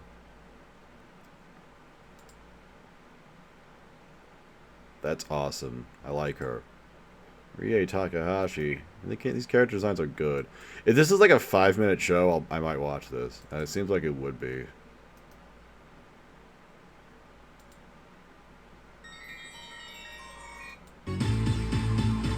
What is your name? Yeah. Neo San Francisco. This animation is like... Oh, that was really bad.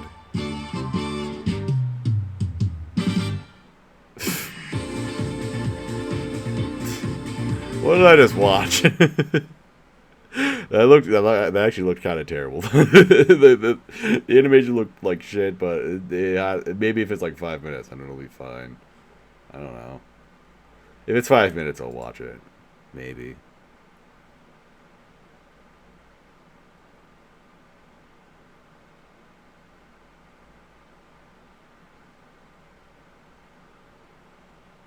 Airing on Saturdays at 1:26 a.m. So that probably means it's 3 minutes long. Yeah, well, I might not actually watch it, but whatever. It might be like fun. It might be like chuckle funny or something. Watch Pre-Magi. Is this like Pre-Cure? The new series continues the Pretty series' conceptual motifs of song, dance, and fashion, and all of it. Okay, it's Pre-Cure. Or whatever. Pretty Cure. Showtime. Uta no One-san Data Shitai. Some erotica. Studio Rabbit Gate. Okay. It's a hentai, so cool. No,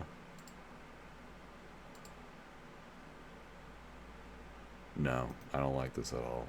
I don't like this character design at all. So I'm not interested in watching her get fucked. No thanks. I'll pass. Kimito Fit Boxing. What is this? Like We Fit? What is this? Look at this shit. What the fuck is this? Yo, what in the fuck?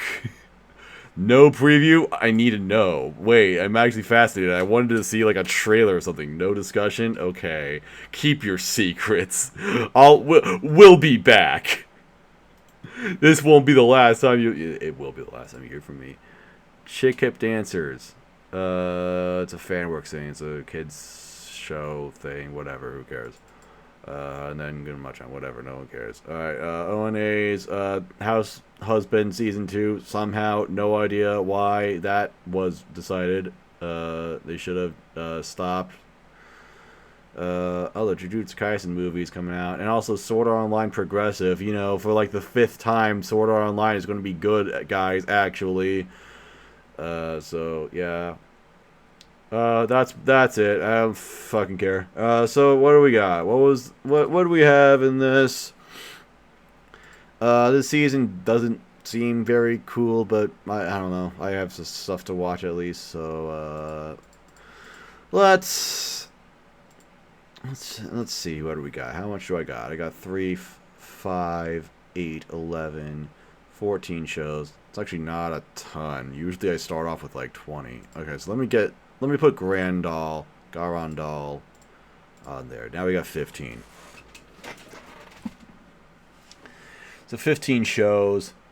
And what did I feel about them? No, don't fucking reset, you dumbass.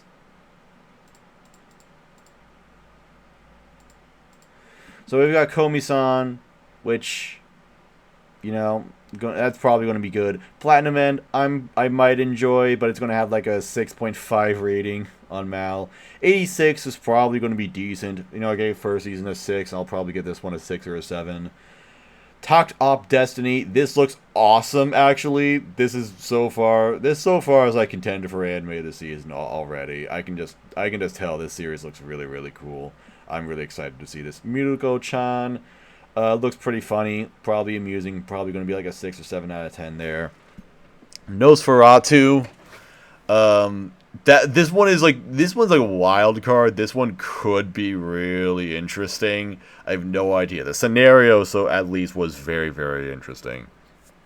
That was the one with the astronauts that are actually vampires or some shit. It was fucking weird.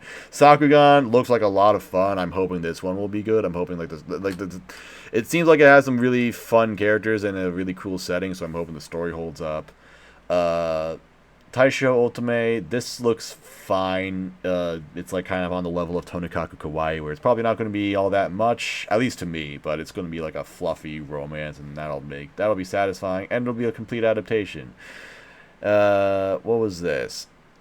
Hiragi or whatever. The isekai that's like really generic at first, but after 2 episodes, it's going to turn into a different show or something. So hopefully those people are correct when they were talking about that.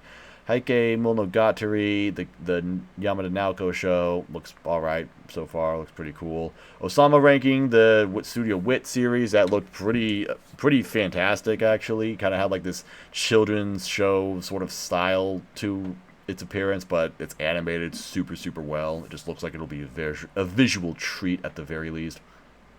Build Divide, it's a trading card game show. No one's going to watch this, lol. The ASMR anime, it's short, but it's an ASMR thing, so cool. Deji Meets Girl, this looks amazing, but it's only going to be 1 minute long, which is disappointing, but I'll still watch it. And then Garandal, which looks like it could be potentially fun and interesting. I'd like to say it looks good, but I hate the director. I fucking hate that guy. So that's going to be unfortunate. So I'm really hoping the story holds up. So overall, not a lot. Not a lot that I'm like super hyped for. Obviously, you know, plenty watchable shows, but yeah, it does not look like it's going to be all that exciting of a season compared to it's like we were spoiled at the beginning of the year when we got winter and spring. And winter did not hold up, but spring did, in my opinion. Spring did turn out to be a really good season. So yeah, I really like that. So but anyway, but that's it. So those are my picks for this season. Oh, wait. Blue Period. Hello. I'm so fucking sorry. Why did I not have Blue Period on here? Okay, what else? Did I miss anything else? I don't think I missed anything else. This is a dumb isekai. Shimatsu no Harem's going to suck. Senpai show is probably going to be fine, but I'm not going to enjoy it at all. Another isekai. The Isekai Pharmacy show. Don't care. Paladin kind of seems like jobless reincarnation, sort of, but I'm going to wait to see if that one's actually going to be worth watching. And Yashahime Season 2, I'll watch that eventually whenever I get around to finishing Season 1. And, yeah, I mean, there were a few probablys on here at the very least. There are a few probablys. And we got Lupin Part 6, that's going to be awesome, I'm sure. So, yeah. But other than that, yeah. Doesn't look like all that interesting of a season for me, but we'll see. Maybe everything will actually be really good. So, thanks for watching or listening or whatever you did. Maybe, hopefully, this amused you or informed you on something or whatever. And I'll see you next season.